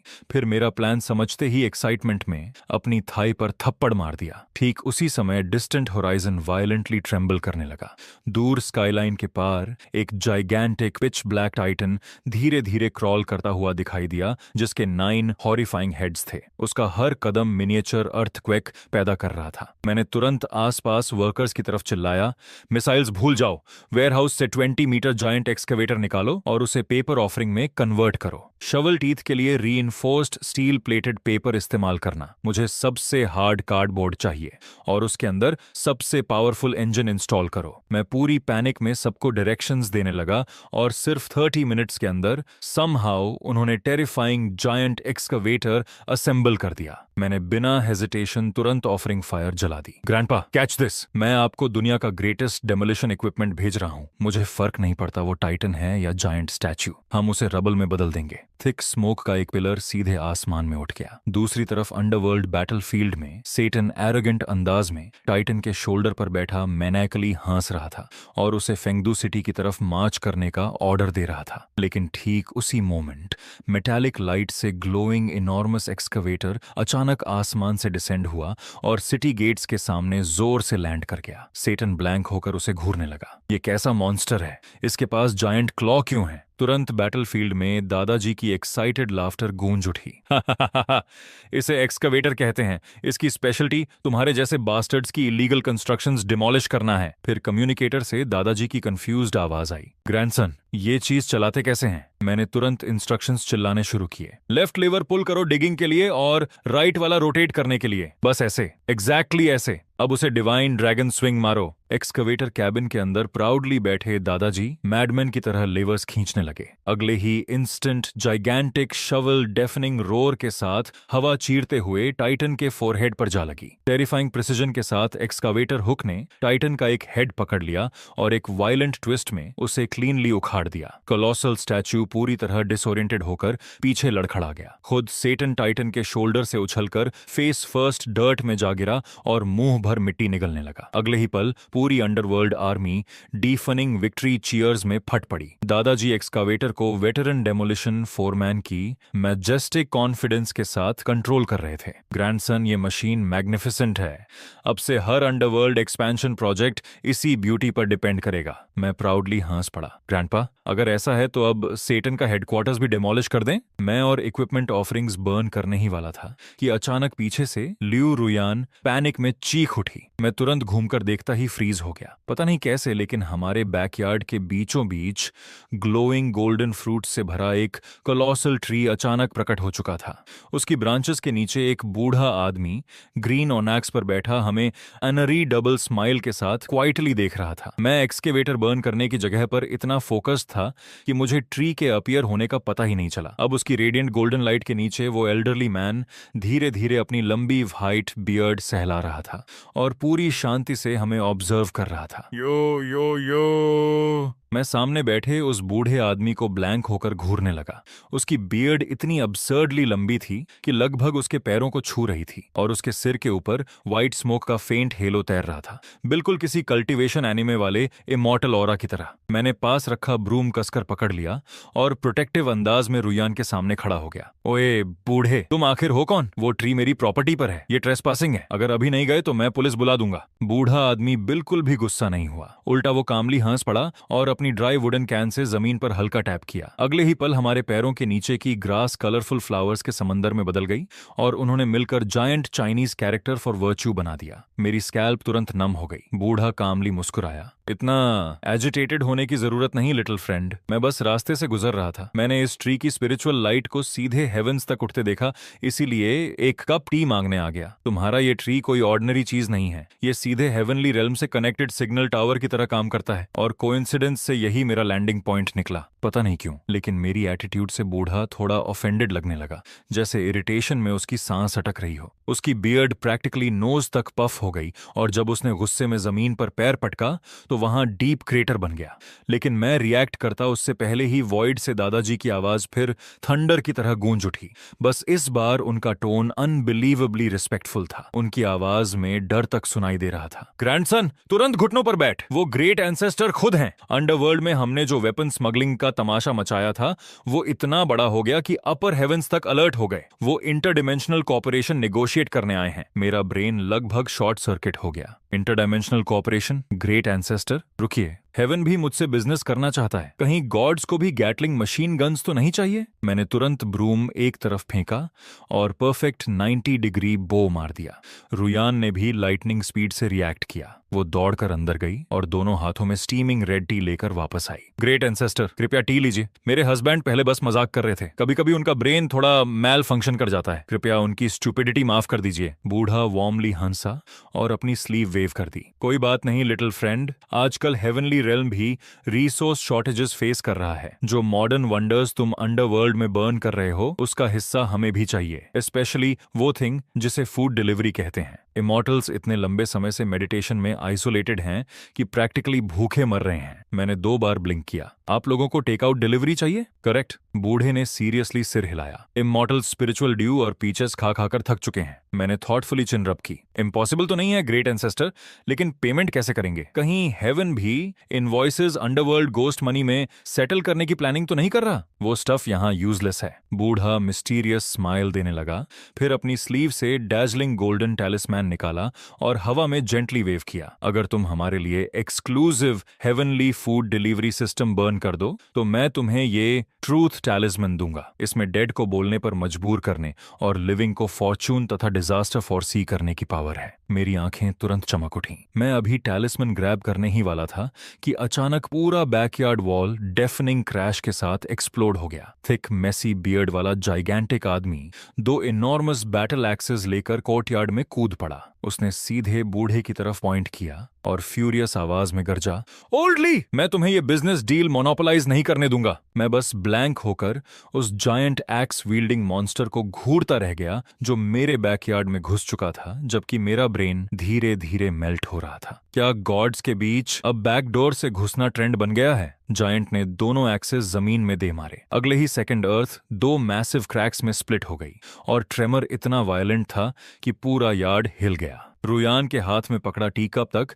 बैलेट परफॉर्म करने लगा। जायंट ने ओल्ड मैन की तरफ फ्यूरियस उंगली दिखाई। ओल्डली, क्या फिर से हेवन को लो क्वालिटी फूड से पॉइजन करने की कोशिश कर रहे हो? फिर उसने अचानक ब्राइट आईज के साथ मेरी तरफ देखा। किड सिंह, इसकी बात मत सुनो। मैं लुबान हूँ, हेवनली रीलम का चीफ इंजीनियरिंग मैनेजर। मैंने वो एक्सकावेटर देखा जो तुमने अंडरवर्ल्ड में बर्न किया था। फ्रैंकली स्पीकिंग, उसका डिजाइन क्रूड बियॉन्ड बिलीफ था। मेरे साथ काम करो, मैं तुम्हें फ्लाइंग पेपर टैंक्स बनाना सिखाऊंगा। मैंने उसके हाथों में पकड़ी जिगांटिक बैटल एक्सिस को देखा। तुम लुबान हो, लेजेंडरी मास्टर क्राफ्ट्समैन? समहाउ ये एक्सिस तुम्हें कारपेंटर कम और बर्सरकर ज्यादा दिखा रही हैं। ओल्ड ली तुरंत गुस्से में लूबन की तरफ उंगली दिखाने लगा। तुम शेमलेस कंस्ट्रक्शन फ्रॉड, मेरे बिजनेस में नाक क्यों घुसा रहे हो? लूबन भी वापस रोर करने लगा। सेंग अभी हेवन के इंफ्रास्ट्रक्चर इश्यूज सॉल्व करने वाला था, लेकिन तुम बीच में घुस आए। दोनों इमॉर्टल्स एक दूसरे को इतनी इंटेंसिटी से ग्लेयर कर रहे थे कि उनके सिर से उठती स्टीम प्रैक्टिकली हवा में जायंट सिंबल्स बना रही थी। मीनवाइल मैं अपने एचिंग टेंपल्स रब कर रहा था। मेरा सिर ऐसे दर्द कर रहा था जैसे मिसाइल सीधे उस पर गिरा हो। रुयान क्वाइटली मेरे पास झुकी और विस्पर किया, हनी क्या हो अगर हम ऑक्शन रख दें? जो ज्यादा पेमेंट करे उसे प्रायोरिटी सर्विस मिले। मैंने एक्साइटमेंट में तुरंत उसके हाथ पकड़ लिए। You are a genius my love. फिर मैंने थ्रोट क्लियर किया और दोनों फ्यूरियस इमॉर्टल्स की तरफ देखा। ऑलराइट रिस्पेक्टेड एंसेस्टर्स, लड़ाई बंद कीजिए। मैं आप दोनों के लिए चीजें बर्न कर सकता हूं, लेकिन अभी मुझे desperately intelligent automated paper factory चाहिए। इतने लंबे समय से हैंड क्राफ्टिंग पेपर ऑफरिंग्स कर रहा हूं कि हाथों में कैलसेस निकल आए हैं। लूबन की आंखें इंस्टेंटली चमक उठी। उसने तुरंत अपनी चेस्ट से एंशिएंट ग्लोइंग बुक निकाली और प्राउडली मेरी तरफ फेंक दी। सिंपल, मैं तुम्हें मैनुअल ऑफ 1000 डिवाइन मैकेनिज्म्स देता हूं। ठीक उसी मोमेंट वॉइड से दादाजी की एक्साइटेड आवाज फिर एक्सप्लोड हुई। ग्रैंडसन, मैं अभी अंडरवर्ल्ड का कमर्शियल डिस्ट्रिक्ट एक्सपैंड कर रहा हूं और अर्जेंटली ऐसी असेंबली लाइन चाहिए। Deal accepted. Old Luban, factory blueprints तुरंत भेज। आज रात मैं तुम्हें solar powered scorpion reconnaissance aircraft burn करके दूंगा। जैसे ही वो दो बूढ़े इमॉर्टल्स आखिरकार वहां से गए, तभी रुयान ने अचानक मेरी स्लीव कसकर पकड़ ली और बैकयार्ड में लगे गोल्डन ट्री की तरफ इशारा किया। सेंगलिन, पेड़ के फ्रूट्स को देखो, ये काले क्यों हो गए? मैंने तुरंत ऊपर देखा और मेरा पूरा शरीर जम गया। शाखाओं पर लटक रहे सुनहरे फ्रूट्स अब मोटे काले धुएं छोड़ रहे थे। तभी अचानक ट्री ट्रंक के अंदर से एक डरावनी हंसी गूंजी। एक आदमी काले क्लोक में लिपटा हुआ धीरे धीरे बाहर निकला और जमीन पर लंबी जंग लगी साइद घसीट रहा था। ब्लेड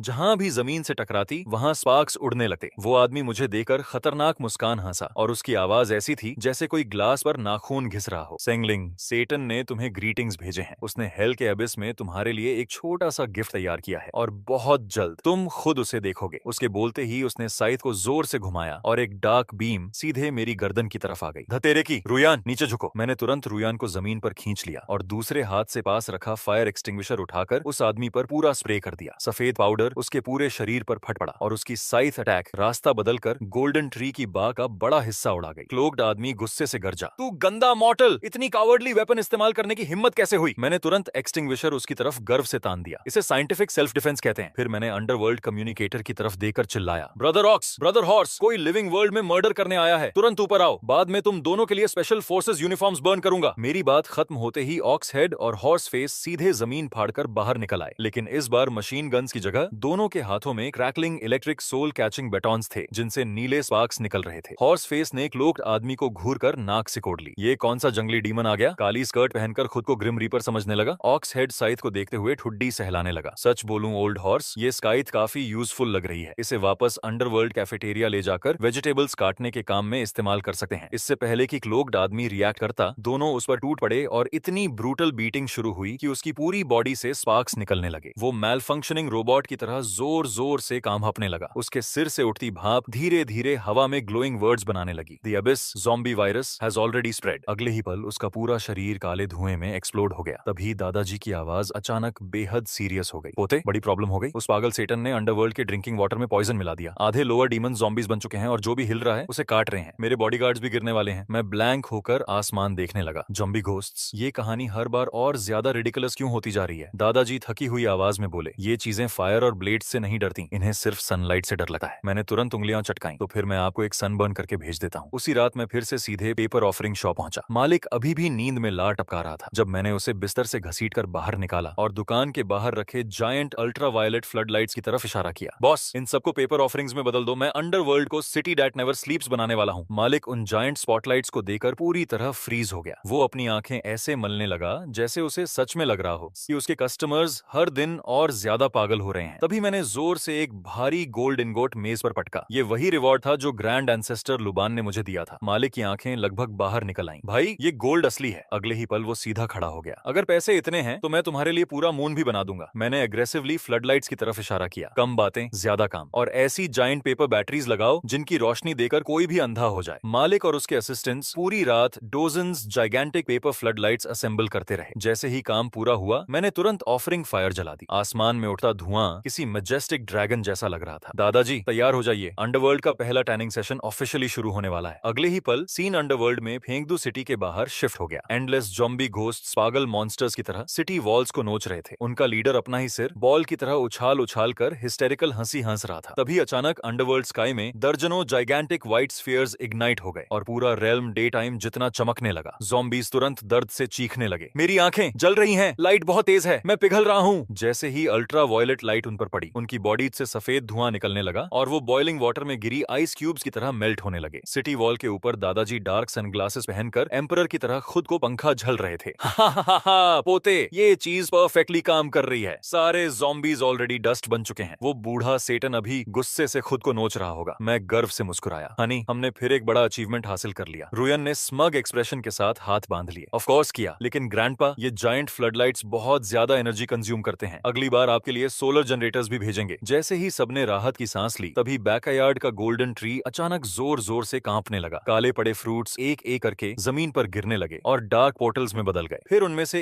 एक पोर्टल से ब्लू सूट पहने और पतली मुस्टाश वाला आदमी आराम से बाहर निकला। उसके हाथ में डॉक्यूमेंट्स का बड़ा स्टैक था। उसने मेरी तरफ एलिगेंटली झुककर कहा, मिस्टर सिंह, आपसे मिलकर खुशी हुई। मैं वेस्टर्न अंडरवर्ल्ड एसोसिएशन का लॉयर हूँ। आपने एडवांस्ड वेपनरी इलीगली इस्तेमाल की और ट्रांसनेशनल वॉर कॉन्फ्लिक्ट में इंटरफियर किया, इसीलिए हम ऑफिशियली आपके खिलाफ लॉ सूट फाइल कर रहे हैं। मैंने डिसबिलीफ में 2 बार पलक झपकाई। मजाक कर रहे हो क्या? अब वॉर में मरने मारने के साथ लॉयर्स से भी डील करना पड़ेगा? उस आदमी ने ग्लासेस ठीक किए और लेंसेज पर ऑमिनस रिफ्लेक्शन चमक उठा। Mister Singh, international underworld convention के आर्टिकल 38 के अनुसार आपने बैटलफील्ड में lethal non magical weaponry supply की, जिससे वॉरफेयर की फेयरनेस को गंभीर नुकसान पहुंचा। इसीलिए आपको अंडरवर्ल्ड कोर्ट में ट्रायल के लिए हमारे साथ चलना होगा। मेरे माथे की नसें तुरंत फूल गईं। ट्रायल? मैंने कुछ जायंट लाइट बल्ब्स बर्न किए और अचानक क्रिमिनल बन गया। लेकिन जब तुम्हारे प्रेशियस सैटर्न ने पानी में पॉइजन मिलाया था, तब तुम्हारे सारे लीगल एक्सपर्ट्स जस्टिस का लेक्चर देने कहां गए थे? गुस्से में मैंने इतना जोर से पैर पटका कि नीचे की फ्लोर टाइल टूटकर बिखर गई। लॉयर ने शांत चेहरे के साथ अपने सूट से सिल्वर गेवल निकाला और हवा में एक बार ठोक दिया। मिस्टर सैटर्न के एक्शंस बायोकेमिकल एक्सपेरिमेंटेशन क्लासिफाई किए गए थे। वो एकेडमिक रिसर्च के अंतर्गत आता है, लेकिन आपके एक्शंस ब्लांट स्मगलिंग माने जाएंगे। मैं लगभग गुस्से से फट पड़ा। ये पूरी तरह बकवास है। इतना शमेलेस डबल स्टैंडर्ड मैंने जिंदगी में नहीं देखा। तभी रुयान ने गुस्से में मेरी बांह पकड़ ली। हनी, इससे बात करके समय बर्बाद मत करो। ब्रदर ऑक्स और ब्रदर हॉर्स से कहो इसे उठाकर बाहर फेंक दें। जैसे ही बैलसिर और घोड़ा चेहरा आगे बढ़ने वाले थे, तभी उस वकील ने अचानक अपने ब्रीफकेस से चमकता हुआ सुनहरा डॉक्यूमेंट निकाला और उसे हवा में ऊंचा उठाकर बोला, ये इंटरनेशनल अरेस्ट वारंट है जिस पर खुद भगवान और लॉर्ड यम के सिग्नेचर्स हैं। क्या तुम लोग आदेश मानने से इनकार करोगे? तभी जमीन के नीचे से दादाजी की गुस्से भरी दहाड़ गूंज उठी। बकवास, मैंने ऐसा कोई कागज साइन नहीं किया। पोते, ये साफ नकली है। मैं बस हाथ बांधकर ठंडी हंसी हंसा। ऑफिशियल डॉक्यूमेंट्स फॉर्ज कर रहे हो? दोस्त, तुम्हारे प्रोफेशनल स्टैंडर्ड्स काफी घटिया हैं। फिर मैंने सीधे वकील की तरफ उंगली उठाई। Brother ox, brother horse, fraud बहुत बड़ा क्राइम है। पहले इसे आधा मारो, फिर 18वें नरक में फेंक देना ताकि असली कानून पढ़ सके। मेरी बात सुनते ही बैल सिर और घोड़ा चेहरा उंगलियां चटकाते हुए डरावनी हंसी हंसने लगे और धीरे धीरे वकील को घेर लिया। लेकिन तभी उस वकील का चेहरा अचानक भयानक तरीके से मुड़ने लगा और उसका पूरा शरीर तेजी से फूलने लगा। उसका महंगा नीला सूट फटकर टुकड़ों में बिखर गया और अगले ही पल वो 3 सिर और 6 ताकतवर बाहों वाला डरावना मॉन्स्टर बन चुका था। उसके एक सिर ने दांत दिखाते हुए कहा, जब डिप्लोमेसी फेल हो गई तो अब हम सीधा ताकत इस्तेमाल करेंगे। सेंगलिंग, महान लॉर्ड सेटन ने कहा है कि अगर तुम्हें जिंदा पकड़ लिया गया तो पूरा अंडरवर्ल्ड उसका हो जाएगा। मैं लगभग खांस पड़ा। अब वकील भी ट्रांसफॉर्म होने लगे। मैंने तुरंत रुयान की तरफ मुड़कर चिल्लाया, जल्दी मेरी स्पेशल पीचवुड डीमन स्लेइंग स्वॉर्ड लाओ। रुयान भागते हुए अंदर गई और तलवार मेरी तरफ फेंक दी। लेकिन जैसे ही मैंने उसे देखा, मेरा चेहरा जम गया। हैंडल पर लगा छोटा स्टिकर कमजोर रोशनी में ब्लिंक कर रहा था, लो बैटरी। उसी पल वो 6 बाहों वाला मॉन्स्टर मेरी तरफ झपटा। उसके सड़े हुए मांस की बदबू से मुझे वहीं उल्टी आने वाली थी। लेकिन ठीक उसी क्राइसिस के बीच मेरे दिमाग में अचानक एक जबरदस्त आइडिया आया। मुझे अपनी पॉकेट में रखा अल्ट्रा कैपेसिटी पावर बैंक याद आ गया और मैंने जोर से अपनी जांघ पर हाथ मारा। रुयान, जल्दी फास्ट चार्जिंग केबल दो। इस तलवार को स्पेशल अटैक चलाने के लिए एक्सटर्नल पावर चाहिए। रुयान घबराकर अपने हैंडबैग में खोजने लगी और आखिरकार केबल निकालकर सीधे स्वॉर्ड के हैंडल में लगा दी। क्लिक। अगले ही पल पीचवुड स्वॉर्ड से कान फाड़ देने वाली इलेक्ट्रिक चीख निकली और पूरी ब्लेड चमकती हुई बैंगनी लाइटनिंग से ढक गई। बिजली के झटके से मेरे बाल गुस्से में खड़े साही जैसे सीधे ऊपर खड़े हो गए। 6 बाहों वाला मॉन्स्टर मजाक उड़ाते हुए गरजा, तुम सोचते हो पोर्टेबल चार्जर मुझे रोक देगा? मैं कोई वॉइस कंट्रोल्ड लाइट बल्ब हूं क्या? मैंने चमकती हुई तलवार उसकी तरफ तान दी और खतरनाक मुस्कान के साथ बोला, ये 50,000 मिलियम फास्ट चार्जिंग है हरामी, अब करंट खा। मैंने पीचवुड स्वॉर्ड को ऊपर उठाकर सीधे उसकी तरफ डेडी स्वीपिंग स्ट्राइक छोड़ा। पलक झपकते ही ब्लेड से निकला विशाल लाइटनिंग ब्लास्ट उसके पेट में जाकर टकराया। इम्पैक्ट इतना जोरदार था कि वो हेलीकॉप्टर की तरह हवा में घूमता हुआ दूर जा गिरा। उसके शरीर से काला धुआं निकलने लगा और उसके सिर के ऊपर उठती भाप ने हवा में एक चमकता हुआ शब्द बना दिया, पेन। बैल सिर शॉक्ड होकर बोला, धतेरे की, ये चीज अंडरवर्ल्ड ट्राइब्यूलेशन से भी ज्यादा खतरनाक है। घोड़ा चेहरा गंभीर होकर सिर हिलाने लगा। लगता है अब से घोस्ट पकड़ने जाते वक्त पावर बैंक भी साथ रखना पड़ेगा। फिर उसने जमीन पर लौट रहे मॉन्स्टर की तरफ इशारा किया, ओल्ड ऑक्स, इस वकील को देख, पूरा रोस्ट होकर काला पड़ गया है। सही रहेगा अगर दादाजी इसे बारबेक्यू बना लें। वो मॉन्स्टर वकील दर्द भरी चीख मारते हुए वापस इंसानी रूप में सिकुड़ गया और टेल दबाकर टेलीपोर्टेशन पोर्टल के अंदर भाग गया। मैंने माथे का पसीना पोंछा और थकर सोफा पर गिर पड़ा। तभी जमीन के नीचे से दादाजी जोर जोर से हंसने लगे। पोते, शानदार काम। ये इलेक्ट्रिक पीचवुड स्वॉर्ड सच में डायमेंशन डिफाइंग आर्टिफैक्ट है। बाद में मैं अंडरवर्ल्ड में इस्तेमाल करने के लिए इसका प्रॉपर स्कैबर बनवाऊंगा, मैंने थकी आवाज में कराहते हुए कहा। कृपया मुझे और समस्याएं मत दो, ये चीज बहुत ज्यादा बिजली खाती है। अब शायद मुझे आपके लिए सोलर पैनल भी ढूंढना पड़ेगा। लेकिन दादाजी की अगली बात सुनकर मुझे लगभग स्ट्रोक आने वाला था। वो कमीना सैटर्न अब 3 सिर वाला हेलहॉन्ड बुला चुका है और उसी रात मैं पूरे रेजिडेंशियल डिस्ट्रिक्ट से हाई वोल्टेज इलेक्ट्रिकल इक्विपमेंट उखाड़ने में लगा हुआ था, जबकि बर्ड शॉप वाला मालिक भी मेरे साथ पूरी रात इमरजेंसी प्रोजेक्ट में फंसा हुआ था। मैंने लाल आंखों से इलेक्ट्रीशियंस मैनुअल की तरफ इशारा करते हुए कहा, मुझे giant electric dog catching clamps की डजन्स फुल स्केल रेप्लिका चाहिए। मालिक मैनुअल को ऐसे घूर रहा था जैसे उसकी आंखें बाहर निकल जाएंगी। भाई, तुम्हारे ऑर्डर्स हर बार ज्यादा प्रोफेशनल होते जा रहे हैं। पहले मिसाइल्स, अब जायंट डॉग क्लैंप्स। क्या अंडरवर्ल्ड में पेट शॉप्स खोलना नया ट्रेंड बन गया है? मैंने तुरंत मेज पर हाथ पटका। बकवास बंद करो, उस कुत्ते के 3 सिर हैं। क्लैंप्स बहुत बड़े बनाओ और उन पर हाई वोल्टेज वार्निंग साइंस लगाओ। अंदर सबसे पावरफुल कैपेसिटर्स भरो। अगर हम उसे इलेक्ट्रोक्यूट नहीं कर पाए तो खत्म हो जाएंगे। मालिक ने घबराकर निगल लिया और तुरंत काम में लग गया। थोड़ी देर बाद मैंने खुद ऑफरिंग फायर जलाई। दर्जनों विशाल पेपर इलेक्ट्रिक लैंप्स धुएं के साथ उड़ते हुए सीधे अंडरवर्ल्ड की तरफ चले गए। अगले ही पल सीन फिर बदल गया और फेंगदू सिटी के बाहर बैटलफील्ड दिखाई देने लगा। पहाड़ जितना विशाल काला हेलहाउंड शहर की तरफ दौड़ रहा था और उसके तीनों मुंहों से जायंट फायरबॉल्स निकल रहे थे। उसकी दहाड़ से शहर की दीवारें कांपते हुए टूटने लगीं। दादाजी दीवार के ऊपर गर्व से खड़े थे और आगे इशारा करते हुए गरजे, बदतमीज जानवर, थंडर टेक्नोलॉजी और गोस्ट सोल्जर्स की ताकत देख, क्लैंप्स छोड़ दो। उनके आदेश के साथ सिक्योरिटी गार्ड यूनिफॉर्म्स पहने गोस्ट सोल्जर्स दीवारों पर लाइन बनाकर खड़े हो गए और सबके हाथों में मेरे भेजे हुए जायंट इलेक्ट्रिक लैंप्स थे। जैसे ही हेलहॉन्ड छलांग लगाकर उनकी तरफ आया, सारे सोल्जर्स ने एक साथ मूव किया। क्लैक, विशाल क्लैंप्स एक साथ उसके तीनों गलों पर बंद हो गए। ज्यादा मत जलाना, दादाजी चिल्लाए, उसका फर जल रहा है। लेकिन तब तक बहुत देर हो चुकी थी। हजारों वोल्ट्स सीधे हेलहॉन्ड के शरीर में दौड़ चुके थे। वो विशाल दानव पागलों की तरह उछलने लगा और उसके तीनों सिर आपस में टकराने लगे, जबकि उसकी आंखों के चारों तरफ तारे घूम रहे थे। उसके शरीर से उठती भाप ने हवा में एक चमकता हुआ शब्द बना दिया, डिजी। दादाजी हिस्टेरिकल हंसी हंसने लगे। हा हा हा, पोते, कमाल कर दिया। ये जायंट ब्लैक डॉग अब पालतू पपी जितना ओबीडियंट हो गया है। इसकी पूंछ देख कैसे हिला रहा है। मैं गर्व से मुस्कुराया। दादाजी, अब जब ये ओबीडियंट हो गया है तो इसे अंडरवर्ल्ड के गेट्स गार्ड करने दो। अगर कोई ट्रबल करे तो तुरंत इस कुत्ते को छोड़ देना। वो फॉरेन डीमन जरूर कुछ प्लान कर रहे हैं। और तभी अचानक फ्लॉलेस ब्लैक टक्सीडो पहने एक पीला वेस्टर्न एमिसरी मेरी कोर्टयार्ड में रहस्यमयी तरीके से प्रकट हुआ। उसके हाथ में एलिगेंट केन थी। वो झुकर बोला, मिस्टर सेंग, लॉर्ड सेटन आपको अपनी सिंसियरेस्ट ग्रीटिंग्स भेजते हैं। अगर आप सिर्फ सेनफिंग के लिए वेपन्स बर्न करना बंद कर दें तो मॉर्टल वर्ल्ड में आपको जिंदगी भर इमेंस वेल्थ और प्रॉस्पेरिटी मिलेगी। मैंने ठंडी सांस छोड़कर नाक सिकोड़ ली। सिंसियरेस्ट ग्रीटिंग्स सुनने में तो ऐसा लग रहा है जैसे सब कुछ चाहिए लेकिन बदले में कुछ देना नहीं चाहते। फिर मैंने शांत होकर रुयान की तरफ देखा। हनी, हमारे लीगल डिपार्टमेंट को बुलाओ ताकि ये जेंटलमैन से नेगोशिएशन कर सकें। मैं हल्का मुस्कुराया। और लीगल डिपार्टमेंट से मेरा मतलब ऑब्वियसली ब्रदर ऑक्स और ब्रदर हॉर्स हैं। अगले ही पल 2 विशाल आकृतियां शैडोज से बाहर निकली। दोनों स्पॉटलेस ब्लैक सूट्स और सनग्लासेस पहने हुए थे, जबकि उनके भारी ब्रीफ केसेस ईंटों से भरे हुए थे। उन्हें देखते ही एमिसरी के पैर कांपने लगे। बेलसिर ने सनग्लासेस ठीक करते हुए ठंडी आवाज में कहा, सबसे पहले प्रपोजल सुनने के लिए मल्टी बिलियन डिपॉजिट लगेगा। घोड़ा चेहरा एमिसरी की नेकटाई को घूरते हुए बोला, ओल्ड ऑक्स, इसकी टाई काफी सॉफ्ट लग रही है। दादाजी के जूते साफ करने के लिए परफेक्ट रहेगी। डरा हुआ एमिसरी पीछे लड़खड़ाकर हट गया और उसकी केन जमीन पर गिर गई। लेकिन उससे पहले कि कोई कुछ और बोलता, जमीन की गहराइयों से दादाजी की आवाज टेरिफाइंग किलिंग इंटेंट के साथ गूंज उठी, पोते, इन पर भरोसा मत करना। उन बेवकूफों ने समिट लोकेशन पर 100,000 फॉलन एंजल्स के साथ एम्बुश तैयार किया है। वो बस तुम्हारे मरने का इंतजार कर रहे हैं। मेरे चेहरे पर धीरे धीरे ठंडी मुस्कान फैल गई। एम्बुश? हाँ, मैंने जोर से अपनी उंगलियां चटकाई। तो फिर हम भी फुल स्केल काउंटर अटैक करेंगे। फिर मैंने कांपते हुए एमिसरी की तरफ देखा। मिस्टर एमिसरी, वापस जाकर सेटन से कहना कि मैं समिट में समय पर पहुंचूंगा। फिर मैं हल्के अंधेरे अंदाज में मुस्कुराया, लेकिन मैं बहुत डरपोक इंसान हूँ, इसीलिए अपने साथ कुछ बॉडीगार्ड्स लेकर आना पसंद करता हूँ। जैसे ही मैं समिट के एंट्रेंस पर पहुंचा, एक गार्ड आगे बढ़ा और सम्मान से बोला, मिस्टर सिंह, समिट के रूल्स के अनुसार आप सिर्फ 2 कंपेनियंस ला सकते हैं, पूरी आर्मी अंदर नहीं जा सकती। मैंने हल्की हंसी छोड़ी और अपनी स्लीव्स ठीक करते हुए जवाब दिया,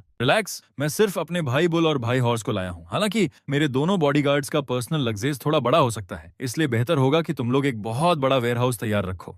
ठीक उसी समय दादाजी के मैजिकल आर्टिफैक्ट की मदद से मैंने लिविंग वर्ल्ड के स्पेशल फोर्सेस ट्रेनिंग मैनुअल्स और हजारों टैक्टिकल पेपर हेलमेट्स सीधे अंडरवर्ल्ड में भेज दिए। दादाजी, रिसीव कीजिए, ये हमारी अंडरवर्ल्ड ड्रैगन स्क्वाड का स्पेशल इक्विपमेंट है। ब्रदर बुल और ब्रदर हॉर्स को लीड करने दीजिए और ऐसी आर्मी ट्रेन कराइए जो सबसे कठिन बैटल्स लड़ सके। हमारे परिवार की इज्जत खराब नहीं होनी चाहिए। अगले ही पल सीन अंडरवर्ल्ड ट्रेनिंग ग्राउंड्स में बदल गया, जहां हजारों स्पेक्ट्रल सोल्जर्स मिट्टी में रेंग रहे थे और उनके चेहरों पर काला कैमोफ्लेज पेंट लगा हुआ था। बुल ने लाल आर्म बैंड पहन रखा था और मेगाफोन पकड़कर इतनी जोर से चिल्ला रहा था कि उसका गला बैठने वाला था।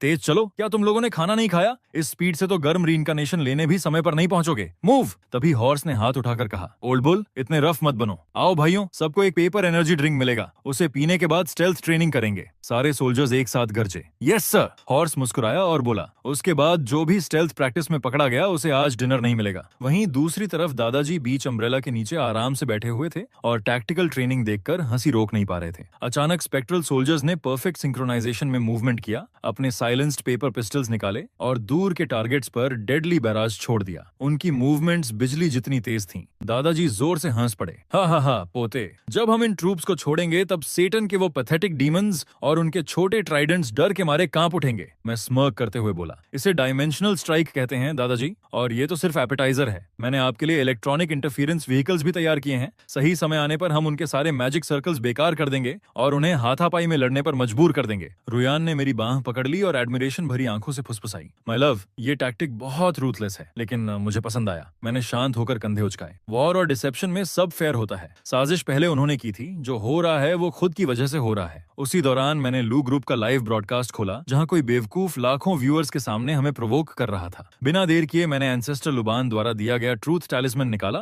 और सीधे फोन स्क्रीन पर चिपका दिया। मैं उस आदमी को घूरते हुए बोला, बोल, बता कौन तुम्हारे पीछे है और तुम्हारे डार्क इंटेंशंस क्या हैं? बचपन में किसी को नहाते हुए भी देखा होगा तो वो भी उगल देगा, और झूठ बोलने की कोशिश मत करना। सबके शौक के बीच वो आदमी तुरंत कैमरा में सच चिल्लाने लगा, सच ये है, मैं ख्वान पातिन का कजिन हूँ। सेटन ने मुझे ल्यू ग्रुप को बर्बाद करने के लिए बहुत पैसे दिए।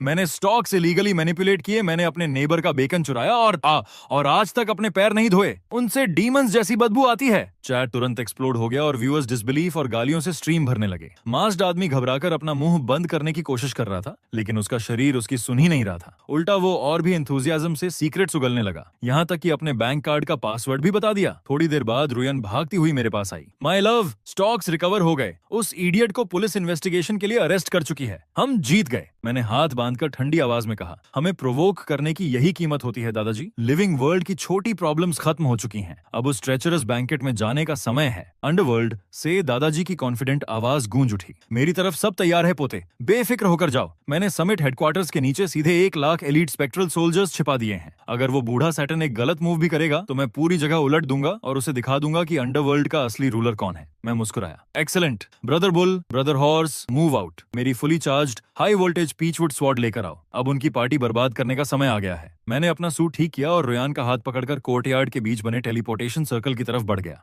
मेरा दिल बैटल एक्साइटमेंट से जल रहा था। मैजिकल ग्लो ने हमें तुरंत निगल लिया और कुछ पलों बाद मैं अब भी रुयान का हाथ पकड़े हुए वेस्टर्न अंडरवर्ल्ड के भीतर बने एक विशाल डार्क कासल के सामने खड़ा था। वो जगह बेहद डरावनी थी। हर शैडो में बैट्स लटके हुए थे और हवा में सड़ी हुई पुरानी वाइन जैसी बदबू थी। तभी कासल के विशाल गेट्स मौत जैसी आवाज के साथ खुले और खुद सेटन हमारा स्वागत करने बाहर आया। उसने चमकदार लाल सूट पहना हुआ था और ऑनेस्टली वो नरक के राजा से ज्यादा कोई चीप इंश्योरेंस सेल्समैन लग रहा था। फेक स्माइल के साथ उसने बाहें फैलाई, वेलकम मिस्टर सिंह और ब्यूटीफुल मिस लू, अंदर आइए, हमारा पीस समिट आपके लिए परफेक्टली प्रिपेयर्ड है। मैंने मॉकिंग लाफ छोड़ी, एरोगेंट अंदाज में अपनी टाई ठीक की और बुल और हॉर्स की टावरिंग फिगर्स के साथ अंदर चला गया। मेरे पास खड़ी रुयान मेरी बांह कसकर पकड़े हुए थी और आसपास खड़े ब्लैक विंग्ड फॉलन एंजल्स को सावधानी से देख रही थी।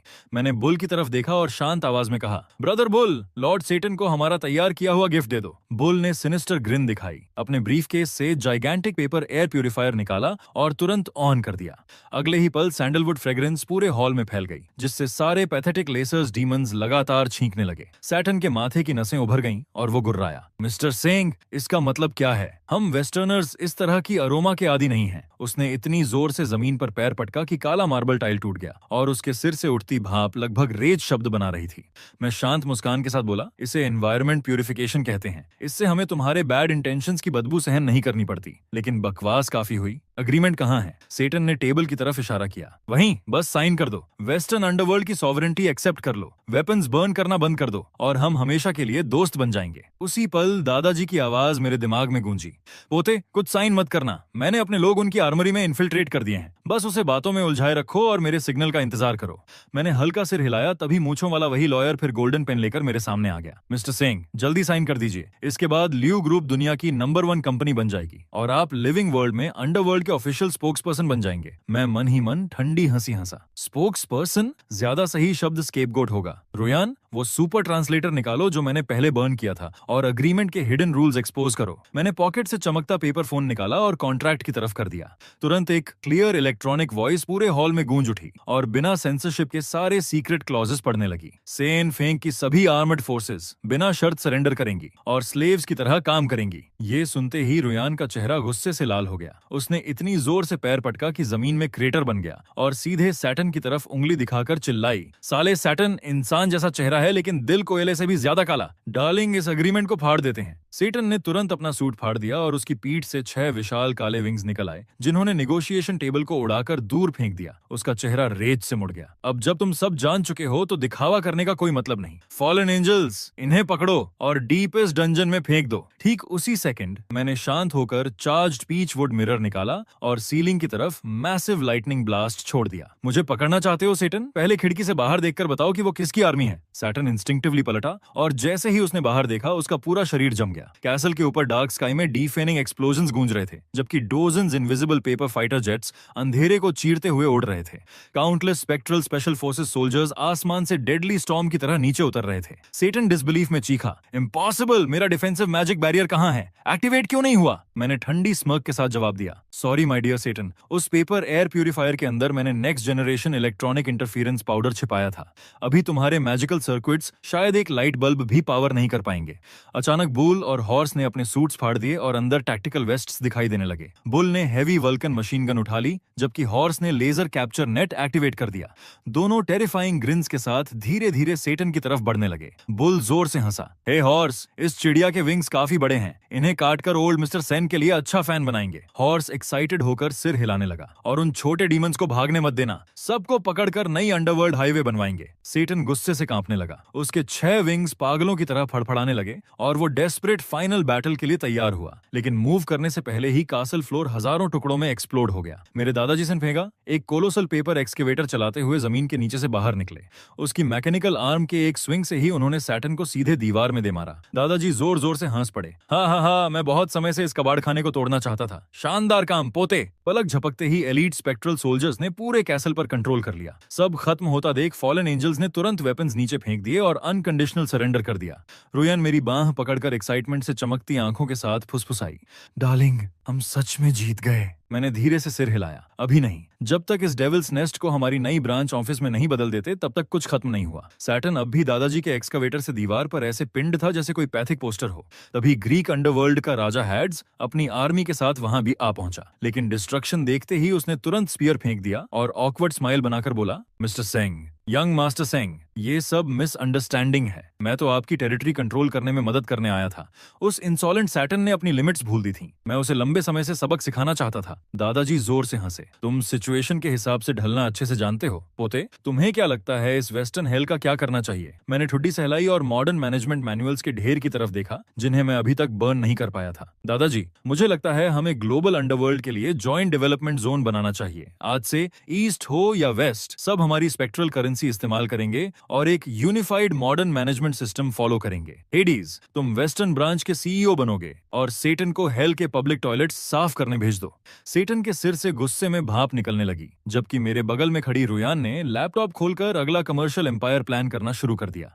वो चमकती मुस्कान के साथ बोली, डार्लिंग, हम इंटरडायमेंशनल टूरिज्म शुरू कर सकते हैं। लिविंग वर्ल्ड के लोग वर्चुअल रियलिटी के जरिए अंडरवर्ल्ड विजिट करेंगे। ये $multi-billion बिजनेस बन जाएगा। मैं गर्व से हंसा। एक्सीलेंट, तय रहा। अब मैं सिर्फ ईस्टर्न अंडरवर्ल्ड का किंग नहीं हूँ, अब मैं ग्लोबल अंडरवर्ल्ड का चेयरमैन हूँ। दादाजी के आदेश पर स्पेक्ट्रल सोल्जर्स ने पूरे वेस्टर्न हेल में बैनर्स लगा दिए जिन पर लिखा था साइंटिफिक रीइंकार्नेशन और बी सिविलाइज्ड घोस्ट्स। उस पूरे केओस के बीच आखिरकार मुझे सच्ची राहत महसूस हुई। लिविंग वर्ल्ड में अंडरवर्ल्ड के इमेंस ब्लेसिंग की वजह से लियू ग्रुप पृथ्वी की सबसे स्टेबल और पावरफुल कॉर्पोरेशन बन चुकी थी। इतनी सारी घटनाओं के बाद आखिरकार मैं दोनों दुनियाओं के बीच officially crowned greatest logistics supplier की तरह कुछ पीसफुल डेज एंजॉय कर पा रहा था। लेकिन एक दिन जब मैं रुयान के साथ प्राइवेट बीच पर आराम कर रहा था, तभी दादाजी फिर मेरे सपने में प्रकट हो गए।